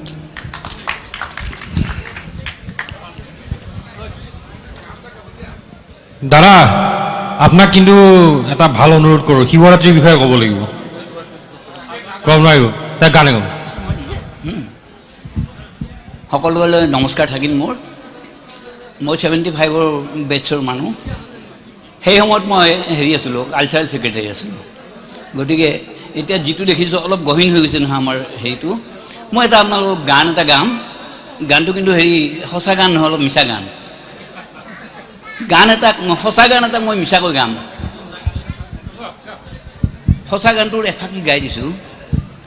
আমাৰ যোগেশ ভৰালীদেৱৰ গান আছিল, লোকগীতৰ সাংঘাতিক মানে এটা আছিল আৰু অসমত। খন বৰষুণ পিছল মাটি লাহে লাহে দিবা পাও, আজুবি নন্দ গৰে যায়। মই আৰু এটা কথা কৈ লওঁ দেই, আমাৰ বয়স হ'ল নহয় এতিয়া।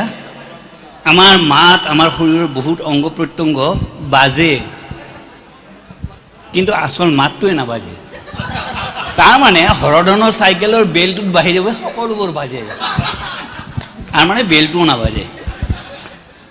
ঠিক তেনেধৰণৰ আমাৰো হৈছে। গতিকে মই গাওঁতে অলপ কিবা ভুল ভ্ৰান্তি হ'লে আপোনালোকে মাফ কৰিব।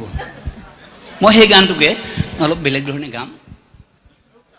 এই গুড় ঢালি দিয়া দৈৰ বাতি, তাতে গুড়া সান্দ বাকী, পেট ভৰাই খোৱা দিন নাই হে।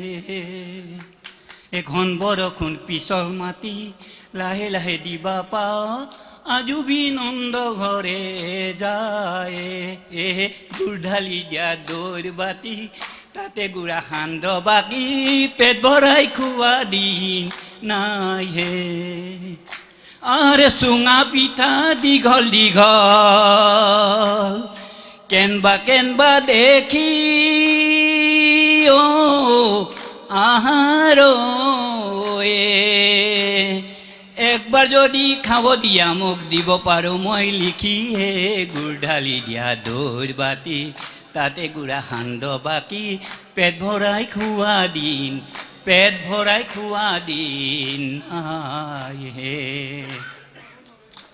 আর তিল পিঠা কিল খাই পলা, আহে বিহুর পরে ও আহার একবার যদি খাব দিয়া মোক জিভা লটপট করে। গুড় ঢালি দিয়া দৈৰ বাতি, তাতে গুড়া সান্দ বাকী, পেট ভৰাই খোৱা দিন নাই হে। আৰ টেকলি পিঠা টেকলি থজা, খাবাৰ বড় মজা আহাৰ চাৰিওফালে তেল নালগে চেনি নালগে, নালগে কাঠৰ বোজা। হে গুড় ঢালি দিয়া দৈৰ বাতি, তাতে গুড়া সান্দ বাকী, পেট ভৰাই খোৱা দিন নাই হে। আহারে গোবর হুটার জুই ধরি, মানে শুকান গোবরের জুই ধরি। আহারে গোবর হুটার জুই ধরি, টেকলি দিবা তুলি আহার আর চাৰিওফালে আগ্ৰি ধৰি থাকবো চা চলিয়ে। গুড় ঢালি দিয়া দৈৰ বাতি, তাতে গুড়া সান্দ বাকী, পেট ভৰাই খোৱা দিন নাই হে। আর আজিকালির ভদ্রলোকে খায় গজা বুন্দিয়া আহার আহারে পুয়াই উঠি পিত্তই আহি বুকুত মারে খুন্দা। হে গুড় ঢালি দিয়া দৈৰ বাতি, তাতে গুড়া সান্দ বাকী, পেট ভৰাই খোৱা দিন, পেট ভৰাই খোৱা দিন, পেট ভৰাই খোৱা দিন নাই হে। ধন্যবাদ। আপুনি ৰিটায়াৰ কৰিলে নেকি? অঁ, ক'ত ক'ত ক'ত কৰিছিলে চাকৰি? ইয়াতে নগাঁও। অঁ, যোৰহাটৰ পৰা এতিয়া আপোনাৰ ওলাই চাকৰি পাইছিল না? আপুনিও? আপুনি 9টা? সেই সময়ত মানে বহুত হেৰি ওলাইছিলেতো, ঢেৰ চাকৰি গ'লেই ওলাই আৰু।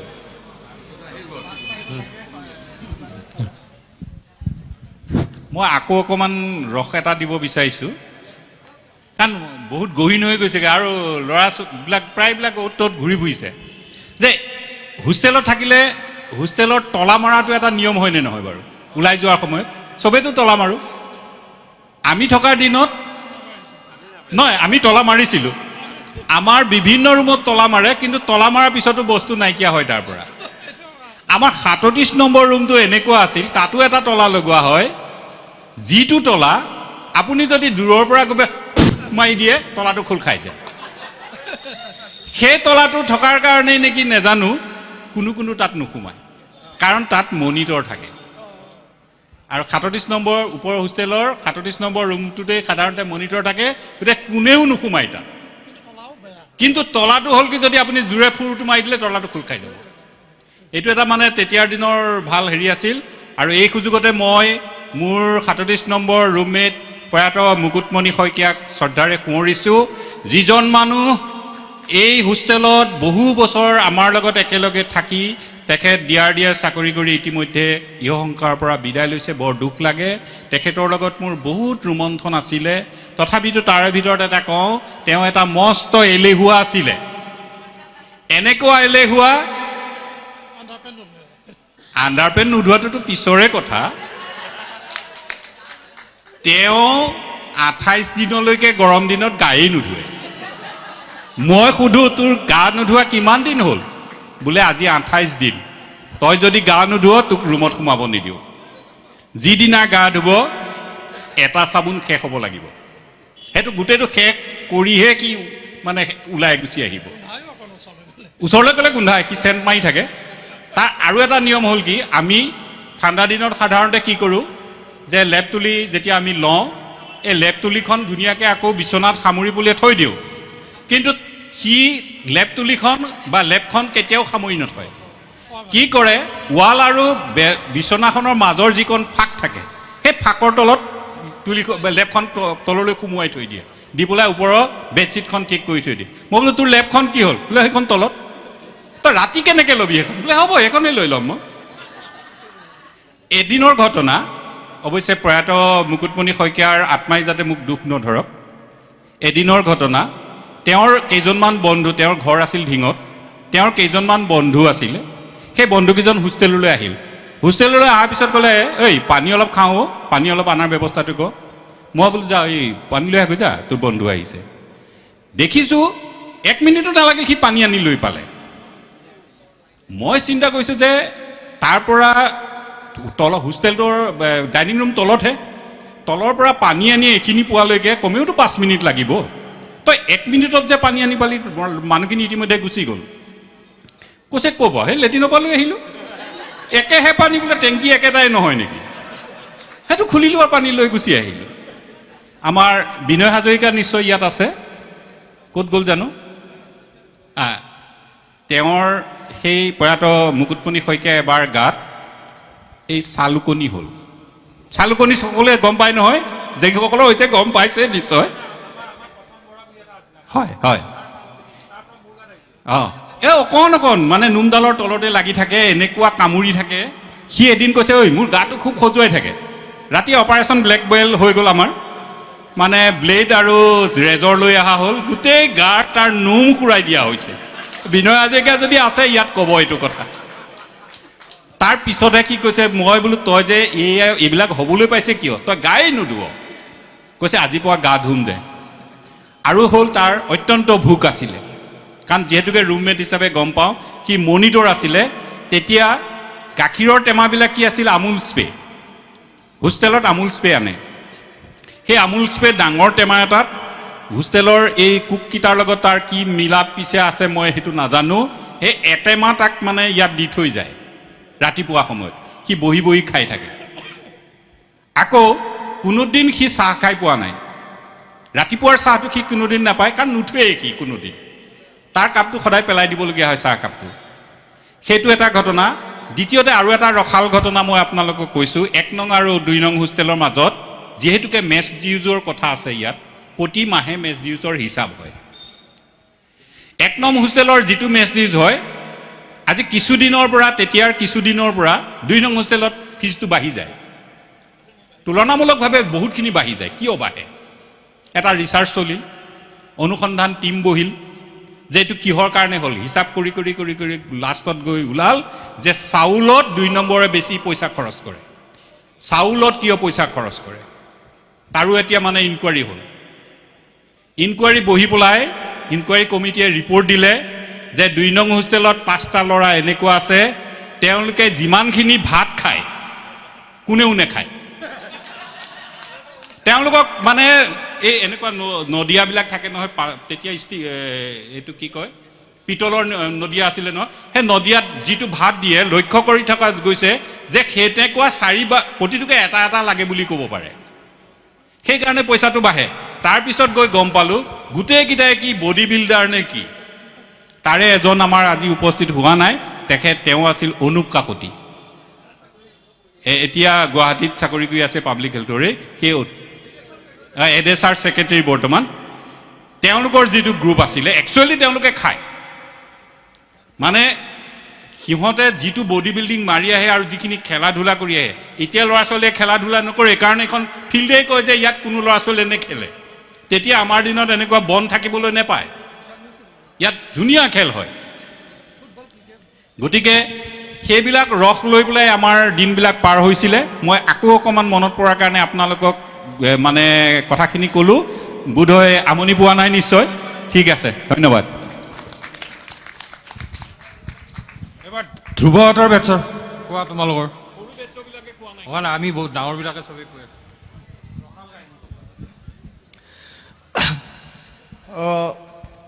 মোৰ হোষ্টেলৰ সমূহ জ্যেষ্ঠ আৱাসীলৈ মোৰ প্ৰণাম জনাই মই আচলতে অভিজ্ঞতাবোৰ অলপ শ্বেয়াৰ কৰিব খুজিছোঁ।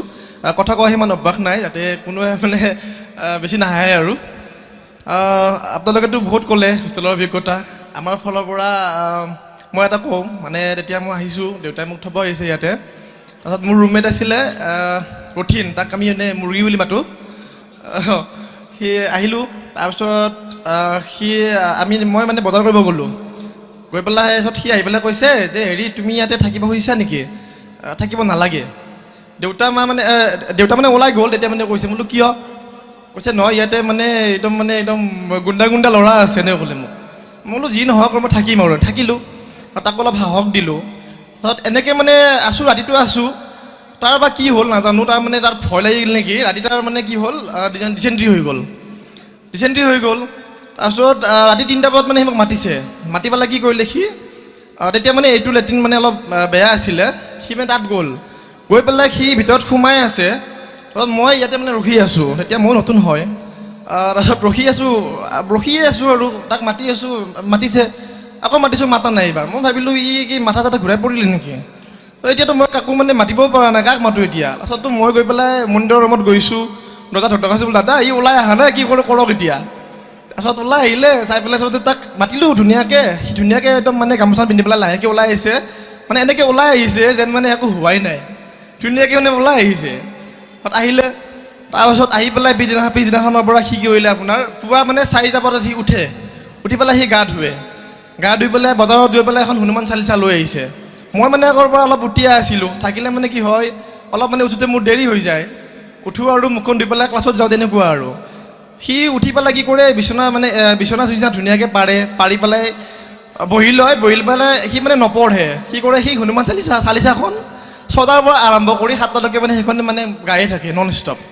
পুৱা গালে, ঠিক আছে বাৰু, পুৱা গালে। সি কি কৰিলে, আৰম্ভ কৰিলে মানে সন্ধিয়াও মানে ছেম মানে কামটো কৰে। সন্ধিয়া মানে কি কৰে, 7টামান বজাৰ পৰা হনুমান চালিচাখন মানে কি গায়ে থাকে। দুদিনমান গ'ল, তাৰপিছত কি হ'ল, সি মানে পঢ়া শুনা বাদ দিলে, কেৱল মানে হনুমান চালিচাখনে মাতি থাকে আৰু বেলেগ মানে কাম বন তাৰ একো নাই। তাৰপিছত এনেকৈ তেতিয়া আমাৰ দাস ছাৰ আছিলে ছুপাৰিনটেণ্ডেণ্ট, আমাক মানে মাতি ক'লে আৰু যে তোমালোকৰ বেটছৰ এজন বহুত ভাল ল'ৰা আছে, সি মানে সেয়া কৰে আৰু পুৱা সোনকালে উঠে, গা পা ধুৱে, পঢ়া শুনা কৰে। তাৰপিছত আমাৰ ছিনিয়ৰবিলাকে ক'লে তহঁতৰ চা, তোৰ ৰুমমেটক চা, ইমান ধুনীয়াকৈ পঢ়া শুনা কৰে। কিন্তু ছিনিয়ৰবিলাকেতো নাজানে, মইহে গম পাওঁ আচল কথাটো, কিমান জ্বালা দিয়ে সি মোক। তাৰপিছত এনেকৈ আছে গ'ল, 1 মাহ 2 মাহ গুচি গ'ল। তাৰপিছতো তাৰ কাণ্ডখানা মানে কি উল্টা হৈ গ'ল। সি মানে এতিয়া মানে যিজন ল'ৰাই মানে মোক মাতিছিলে, সেইজন ল'ৰাক মানে এতিয়া মই মাতিব লগা হৈ গ'ল, পুৱা যাবৰ কাৰণে, কলেজত যাবৰ কাৰণে আৰু। এনেকৈ গ'ল, ভালে গ'ল দিনবিলাক। এদিন মানে কি হ'ল, ৰাতি 12টা বজাত মানে মই কাৰোবাক ফোন কৰিছোঁ। সি কি কৰিছে, ছিনিয়ৰ এজনকতো মাতি লৈ আহিছে যে ইয়াক চাওক, ই মানে মোক ডিষ্টাৰ্ব দিয়ে, এনেকৈ ক'লে। বোলো ঠিকে আছে, মই আমাৰ মানে আৰু ছিনিয়ৰজন মাতিছিলে মানে মই আমাৰ ৰেগিবদাক মাতিছিলে, আমাৰ মানে ঘৰৰ ওচৰতে হয়, একচুৱেলি মোৰ দাদাই হয়, আগৰ পৰা চিনি পাওঁ। ৰেগিবদাই কথাটো কাকো কোৱা নাই আৰু, নকৈ পেলাই মোক ক'লে তই কথা নাপাতিবি, এনেকৈ ক'লে। গ'ল, মই ভাবিছোঁ তই মোক আজি কৈ দিলি, কালি মই তোক কি কৰিছোঁ চাবি। তাৰ আকৌ এটা বৰ চখ মানে, সি টিভি চাই ৰাতি পাৰ্মিশ্যন লৈ পেলাই সি কৰে, ছিনিয়ৰক মেনেজ কৰি পেলাই সি কৰে, অকলে টিভি চাই থাকে। তো আমাৰ মানে কি টাইম আছিলে 11টা বজাত খবৰ দিছিলে। তো মই কি কৰিলোঁ, আছোঁ এনেকৈ, মানে সিদিনাখন মই ৰৈ আছোঁ আৰু আজি মই তোক বেটাৰ শিক্ষা দি আছোঁ। 11টা বাজি গ'ল, সিটো অহা নাই। মই কি কৰিছোঁ, তলাটো মাৰি পেলাই মানে হুপটো মাৰি পেলাই বঢ়িয়াকৈ আছোঁ, খোৱা নাই মই। সি বঢ়িয়াকৈ আহি পেলাই মোক মাতি আছে, মই তাক মাতা নাই আৰু, মই তাক খোৱা টোপনি মানে ভাও ধৰিছোঁ। 1টামান বজালৈকে সি বেলেগত ৰুমত ঘূৰি তাৰপিছত তাক মানে খুলি দিছোঁ আৰু বাকীটো হোষ্টেলৰ অভিজ্ঞতা কিবা কিবি আছে বাৰু। তাৰপিছত আমাৰ দিনত মানে কি হৈছিলে, কাজিয়া দুখনমান হৈছিলে। কাজিয়া হওঁতে মানে কি হৈছিলে, আমাৰ ছাৰৰ তত্বাৱধানত আমি কাজিয়াবিলাক ধুনীয়াকৈ সেয়া কৰিছিলোঁ। আমাৰ সদায় কৈ গ'ল যে এই অঞ্চলটো আচলতে তেখেতসকলে ৰাজত্ব কৰিছিলে, আমি আচলতে ৰাজত্ব কৰিব নোৱাৰিলোঁ, কাৰণ আমাৰ ছাৰো বহুত কাঢ়া আছিলে আৰু মানে কি আমাৰ হোষ্টেলৰ বৰ্ডাৰো অলপ মানে সিমান সাহসী নাছিলে। তথাপিও অভিজ্ঞতাৰ ফালৰ পৰা মানে সেইবাৰ কাজিয়া লাগোঁতে মানে কি হ'ল, নগাঁও পলিটেকনিকৰ মানে ল'ৰা গৈ পেলাই থানাত মানে যে মেনেজ কৰিছিলোঁ, সেই মেনেজটো মানে মোৰ মানে এটা অভিজ্ঞতা হৈ ৰ'ব আৰু এনেকুৱা সৰু সৰু আছে, ভালকৈ এতিয়া মনতো পৰা নাই। আৰু মাইকটো পালে মানে কথা ক'ব নোৱাৰোঁ বেছি, এইখিনি কৈ পেলাই মই আৰু সামৰিছোঁ আৰু। অভিজিত দা নাই ক'ব লাগিব। বিজু দা বাপৰে, সিদিনা ষ্টুডিঅ'ত কিমান হাঁহিছোঁ, আজি হাঁহাব লাগিব।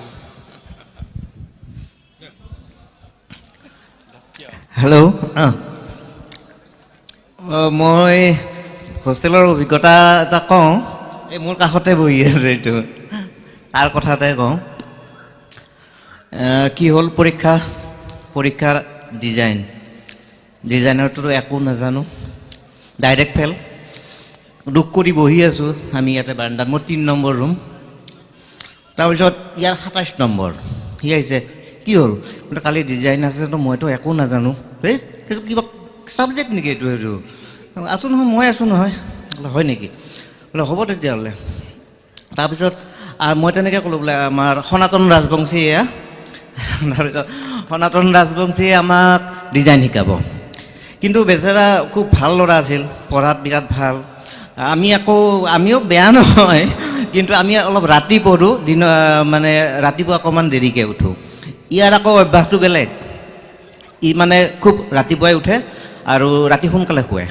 আমি ক'লোঁ আমি দেৰি হ'ব অলপ, তুমি 8টামান বজাৰ পৰা শিকোৱা আমাক আৰু অলপ সোনকালে হ'লে ভাল আছিল। বোলে নহয়, হ'ল। তাৰপিছত সি আহিল ভাত তাত খাই উঠি, সেই 9টাৰ পৰা ৰাতি আমাক ৰাতিপুৱা প্ৰায় 5টামান বজালৈকে ড্ৰয়িং ডিজাইন পূৰা ক্লিয়াৰ কৰি দিছে আৰু মানে এনেকৈ কৰিব লাগিব, চব ক্লিয়াৰ কৰি দিলে আৰু গোটেইকেইটা আমি একদম পাৰিলোঁ। পিছদিনা ৰাতিপুৱা 9টাতে পৰীক্ষা, আমি গুচি গ'লোঁ, ইও গুচি গ'ল। পাছত ৰিজাল্ট আহিল। ৰিজাল্টত কি হ'ল জানেনে? ডিজাইনত বেক পালে ই আৰু আমি গোটেইকেইটা পাছ কৰিলোঁ। কাৰণ বেচেৰা ৰাতি তাৰমানে টোপনি ক্ষতি কৰা অভ্যাস নাই, গোটেই মূৰৰ বিষ, গোটেই দিনটো তাৰ বৰবাদ। এইটোৱে মোৰ অভিজ্ঞতা। এইবাৰ আৰু আমাৰ পিছৰ চামৰ সকলোলৈ পুনৰ মোৰ নমস্কাৰ জ্ঞাপন কৰিছোঁ। মোৰ নাম শ্ৰী আকাশজ্যোতি দুবৰী। মোক ইতিমধ্যে তাত পৰিচয় কৰাই দিছিলে তপন দাই। মই চবেই ৰসাল কথা কৈ আছে, তাতে অকণমান যোগ কৰিবলৈ চেষ্টা কৰিম। মই এটা বিষয়ৰ ওপৰত ক'ব বিচাৰিছোঁ, সেইটো হৈছে পেন ফেন পত্ৰবন্ধু। আমাৰ ইয়াতে মানে কি হয়, পত্ৰবন্ধুৰ আজিকালি ল'ৰাবিলাকে বুজি নাপাব পত্ৰবন্ধুৰ কথাটো। আজিকালি হোৱাটছএপ মানে কি হয়, পত্ৰবন্ধু বুলি আগতে বিস্ময়টো, তোমালোকে কিতাপ পঢ়া নপঢ়া নাজানো, মই তেতিয়াও কৈছিলোঁ যে মই কিতাপ অকণমানৰ লগত জড়িত। কিতাপ পঢ়োঁতে আমাৰ কি হয়, মানে বিস্ময়খন নিকিনো আমি, সঁচা কথা ক'বলৈ গ'লে। কোনোবাই কিনে মানে, আৰু সেইখনেই মানে কেতিয়াবা পেজ ইটো ৰুমে সিটো ৰুমে ঘূৰি ফুৰে। মোৰ কাষৰ ৰুমতে এজন ল'ৰা আছিল আমাৰ শিৱসাগৰৰে, তিলক দেউৰী বুলি। তাৰ মানে খুব চিঠি আহে। আজি আহি থাকোঁতে মই তাৰ পেন ফ্ৰেণ্ডৰ এটা কাহিনী দিগন্ত দেউৰী তাক কৈও আহিছোঁ। ইমান তাৰ মানে চিঠি আহে, মোৰ অকণমান জিলাচি হয় আৰু কথাটো অকণমান মই জ্বলোঁ মাজে মাজে, যে মোৰ 3 মাহৰ মূৰত ঘৰৰ পৰা এখন চিঠি আহে। এই দাদাই কোৱা নিচিনাকৈ এমঅ' কৰে, এমঅ'খনৰ একদম তলতে দেউতাই লিখি দিয়ে, আমাৰ সকলোৰে ভাল। এই ইমানকণমান জেগা থাকে আৰু আমাৰ এমঅ' কাই বুলি কওঁ দেই আমি এপিয়নজনক। এমঅ' কাই আহিব আৰু এমঅ' চিঠিখন লৈ আহিব, আমি মানে বহি থাকোঁ ইয়াতে দাদাই কোৱা নিচিনাকৈ। আৰু ইয়াতে আমি মানে কি হয়, অকল আমাৰ চিঠিখিনি ল'বলৈ বহি নাথাকোঁ, আমি আচলতে স্কেন কৰোঁ। মানে এমঅ' কাইটো প্ৰথম আমাৰ হোষ্টেলত সোমাই, তাৰপৰা 4 নম্বৰ হোষ্টেল যায়। কোন কোন ছোৱালীলৈ ক'ৰ পৰা চিঠি আহিছে আমাৰ মুখস্থ থাকে, আমি মানে চাওঁ আৰু আমি বহি থাকোঁ। আৰু তেতিয়া আমি যে গম পালোঁ যে আমুকৰ চিঠিখন আমুকৰ পৰা আহিছিলে, ছোৱালী তুমি ক্লাছ কৰিবলৈ আহিব নহয়, তেতিয়া আমি জোকাম মানে তাক, ঐ তোৰ চিঠিখন পঢ়িলোঁ আমুক, তেহেঁতিটো কেনেকৈ গম পালে, এনেকৈ ভাবি থাকে আৰু মানে সেইটো মানে আমাৰ বহুত জমনি আৰু মানে। এতিয়া পেন ফেনৰ কথাটো কি হ'ল, এই তিলক দেৰি মোৰ চাই দিবলৈ খুব চিঠি আহে, মোলৈ নাহে, মোৰ বৰ দুখ আৰু। এনেকৈ এদিন ঘূৰি ফুৰোঁতে কাৰোবাৰ ৰুমত বিস্ময়খন পালোঁ। সেইটো মানে আছিলে জানুৱাৰী মাহৰ। বিস্ময়খনৰ পৰা পেন ফেনৰ পেজটো মানে মই ফালি লৈ গুচি আহিলোঁ মনে মনে। আনি এই তাতে এটা কুপন এটা থাকে, কুপনটো মই পোষ্ট কাৰ্ডত নে কিবা লগাই পঠাই দিলোঁ। জানুৱাৰীতে পঠালোঁ, গ'ল কথা গ'ল। আৰু পঠালোঁ মোৰ নামটো মানে কি আকাশজ্যোতি দুৱৰী বুলি মই নপঠালোঁ। তাতে মানে মোৰ এটা শব্দ তেতিয়া ভাল লাগিছিলে অক্তিম বুলি। এনেই মানে এইটো অবিধানিক অৰ্থ নাই, কিন্তু Aktim Kumar Duwori, room number 21, 2 number hostel, Nagaon polytechnic বুলি মই পঠাই দিলোঁ। জানুৱাৰীতে পঠালোঁ, গ'ল কথা গ'ল আৰু মই পাহৰি থাকিলোঁ। জানুৱাৰী গ'ল, ফেব্ৰুৱাৰী গ'ল, মাৰ্চ গ'ল, এপ্ৰিলৰ ৰঙালী বিহুৰ বিশেষ সংখ্যাত নামটো ওলালে। মইতো আগতে কৈছোঁ মই বিস্ময় নিকিনো, গম নাপাওঁ কথাটো, বিস্ময়ত যে মোৰ নাম ওলালে। এদিন কি হ'ল, এমকাই এইফালৰ পৰা আহিছে। এমকাই চবৰ নাম মুখস্থ থাকে, দেখিছে এইটো অফ ছিজনত অক্তিম কুমাৰ দুৱৰী কোন আহিলে, এইটোতো নতুন নাম। এই ইয়াৰ পৰা মানুহটোৱে চিঞৰি আহিছে, ঐ অক্তিম কোন। মই ভাগ্য ভাল যে তাতে বহি আছিলোঁ। মই অলপ দেৰি পিছত অক্তিমটো মই হয়, মই আহি গ'ল। এই এখন চিঠি আহিলে, গম পাই গ'লোঁ মোৰ নামটো। কেনেবাকৈ কাৰোবাৰ পৰা যোৱা টাপলি মাৰি বিস্ময়খন কিনি আনিলোঁ আৰু আনি চালোঁ, হয় মোৰ নামটো ওলাইছে। তাৰপৰা এই যে আৰম্ভ এখন চিঠিৰে, তাৰপিছত 2খন, 3খন, 5খন, 10খন, মানে এই চেঞ্চুৰী মাৰোঁ আৰু মানে এতিয়া কি হ'ল, মইতো চব উত্তৰ দিব নোৱাৰোঁ, কেইখনৰ উত্তৰ দিম। মানে সদায় কি কৰোঁ, আমি এমকাই অহা সময়ত সদায় আমাৰ মানে ফেন ছাগলী ইয়াতে বহি থকা হ'ল আৰু এমকাই চিঠি আনিবই, কাৰণ এই যাবাহে মোলৈ চিঠি মানে 20খন 25খনলৈকে আহিছিলে এদিনত। আৰু তাৰপৰা আহিব কি কয়, মই কাকো নিৰাশ নকৰোঁ দেই, মানে সেইখন উদাৰতা আছে। আৰু মই কি কৰোঁ, 3খন হোষ্টেলত ভগাই দিওঁ চিঠিবিলাক। তাৰমানে কি কৰোঁ, মই চব চাওঁ, প্ৰথমতে চব পঢ়োঁ, ইয়াতে মাজতে বহি লওঁ আৰু চব পঢ়োঁ। যিকেইটা ছোৱালীৰ নাম ধুনীয়া লাগে সেইখন মই ৰাখোঁ, আৰু বাকীখিনি মানে চবকে বিটাই দিওঁ। এনেকৈ বিটাই দিওঁ। চবেই মানে কি কৰে, সেই প্ৰথম ৰিপ্লাইখনত সিহঁতি লিখে যে মোৰ নামটো ভুলতে অক্তিম কুমাৰ দুৱৰী গ'ল, আচলতে মোৰ নামটো আমুক গগৈহে, এইটোহে হ'ব লাগিছিলে। চবেই মানে পোনাই ল'লে আৰু পোনাই লওঁতে কি হ'ল, সৌভাগ্যৰ কথা, মোৰ যিটো আটাইতকৈ ক্ল'জ ফ্ৰেণ্ড, মই তাৰ লগত মোৰ এই হেৰিয়াটো লিখিছোঁ, মই এই মেগাজিনতো লিখিছোঁ। তাৰ মানে মই কৈ দিওঁ আৰু যে ছোৱালীজনীৰ নামটো আহিলে নমিতা কাঠাৰ। মই কাঠাৰ বাৰ্থিটো শুনা নাই কোনোদিন। মই ক'লোঁ যে এইটো কি উপাধি মই নাজানো দেই, এই ছাইডত পেলাই থৈ দিছোঁ। তাৰপিছতে সি আৰু মেজেং অকণ ঠাণ্ডা মোৰ নিচিনা হেৰি নহয় আৰু মানে সি কি কৰিলে, হ'ব দে এখন ময়ে লৈ যাওঁ বোলে। সি লৈ গ'ল, সিও তেনেকৈ পোনাই ল'লে আৰু ভুলতে ওলাইছিলে নামটো। তাৰপৰা গৈ এতিয়া সেই নমিতা কাঠাৰ তাৰ মানে 2টা সন্তানৰ মাক। হেৰি অকল সেইটোৱে নহয়, আৰু তেনেকৈ মানে পোনাই লোৱা কেইবাটাও মানে কিবাকিবি হ'লগৈ আৰু পিছলৈ গৈ পানি। পিছৰখিনি কি হ'ল, মই চিঠি মানে তেনেকুৱা বাছি দিলোঁ নাই। ডিলত কথাটো হ'ল কি, আমাৰ মানে 2 নম্বৰ হোষ্টেলত তেতিয়া আমি ষ্টিক কোনো ছোৱালী তোৱালী যাতে নাহে এনেকুৱা ধৰণৰ আমি এটা ষ্টিক মানে মেইনটেইন কৰোঁ। আৰু এদিন আমি ভাত খাই দুপৰীয়া মোৰ কাষৰ ৰুমতে শুই আছিলোঁ। শুই মানে হোষ্টেলতো জানে, হোষ্টেলত ড্ৰেছ কেনেকুৱা, মানে পটককৈ বাহিৰলৈ ওলাই আহিব নোৱাৰা ড্ৰেছ এটা পিন্ধি শুই আছিলোঁ। এটা ল'ৰা গ'ল, আৰু তেতিয়া মানে কি কৰিছিলে, মোক আকৌ মোৰ ৰুমটো মানে কিবাকিবি উৎপাত কৰি আছিলে, ছিনিয়ৰ ল'ৰা 2টাই। মই বাহিৰ ফালৰ পৰা সিহঁতক লগ কৰি পলাই দি পিনি মই কাষৰ ৰুমটোত শুই আছোঁ। সিহঁতি মোৰ ৰুমৰ ভিতৰত সোমাই আছে, কি কৰে কওক আৰু মানে মই ভাবিছোঁ সিহঁতক মানে তেনেকৈ পানিছমেণ্ট দিছোঁ, ছিনিয়ৰ ল'ৰা মোতকৈ।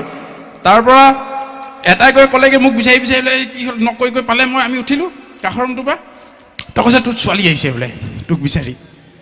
তাৰপিছত মই একদম বেহুচ, মানে নাই কাপোৰৰ অৱস্থা। তাৰপিছতে বাহিৰলৈ ওলাই দেখিছোঁ হয় 3জনী ছোৱালী একদম আহি পিনি সি ৰৈ আছে। তাৰপিছত গম পালোঁ যে মোক বিচাৰি আহিছে। তাৰপৰা আহিলোঁ, আহি পানি কিবাকিবি কৰি সিহঁতৰ ৰুম চুম ভৰালোঁ। ৰুমত ভৰাই পাই চাহ তাহ খালোঁ। 16 টকা নে কেইটকা খৰচ কৰিছিলোঁ মই সেইদিনা। তাৰপিছত সেইদিনাখনৰ পৰা মই আৰু পত্ৰবন্ধু গোটেই সিদ্ধান্ত নমস্কাৰ কৰি বিদায় দি দিলোঁ আৰু দেই। এইটোৱে মোৰ পত্ৰবন্ধুৰ আখ্যান আছিলে। সকলোলৈ আকৌ শুভেচ্ছা জনাই মোৰ দুআষাৰ সামৰিছোঁ। আমাৰ 3rd চেমৰ ৰিজাল্ট দিছে সেইদিনাখনে দেই। আমি নিপু দাস 30 নম্বৰ ৰুমত আছিলে। নিপু আৰু মই পানীগাঁও ছোৱালী শিৱ মন্দিৰত গৈছোঁ।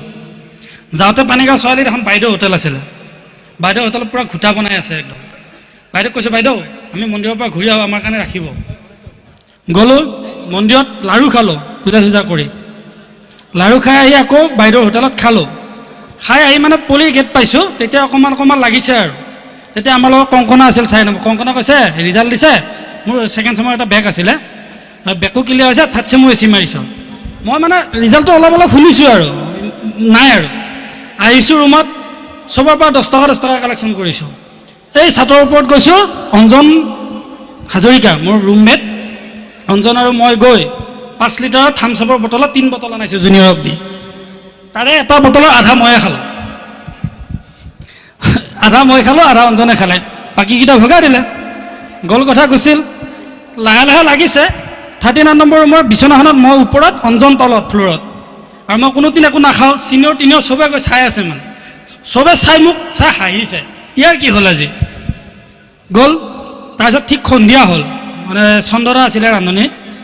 ভাত মানে হোৱাই নাই, আলু ভাজিছে মাত্ৰ। কৈ ইমানে ভাত খাইছোঁ, মই মানুহটো এনেকৈ কোজা হৈ চিধা আহি ওপৰত লেট্ৰিনত বহিছোঁ।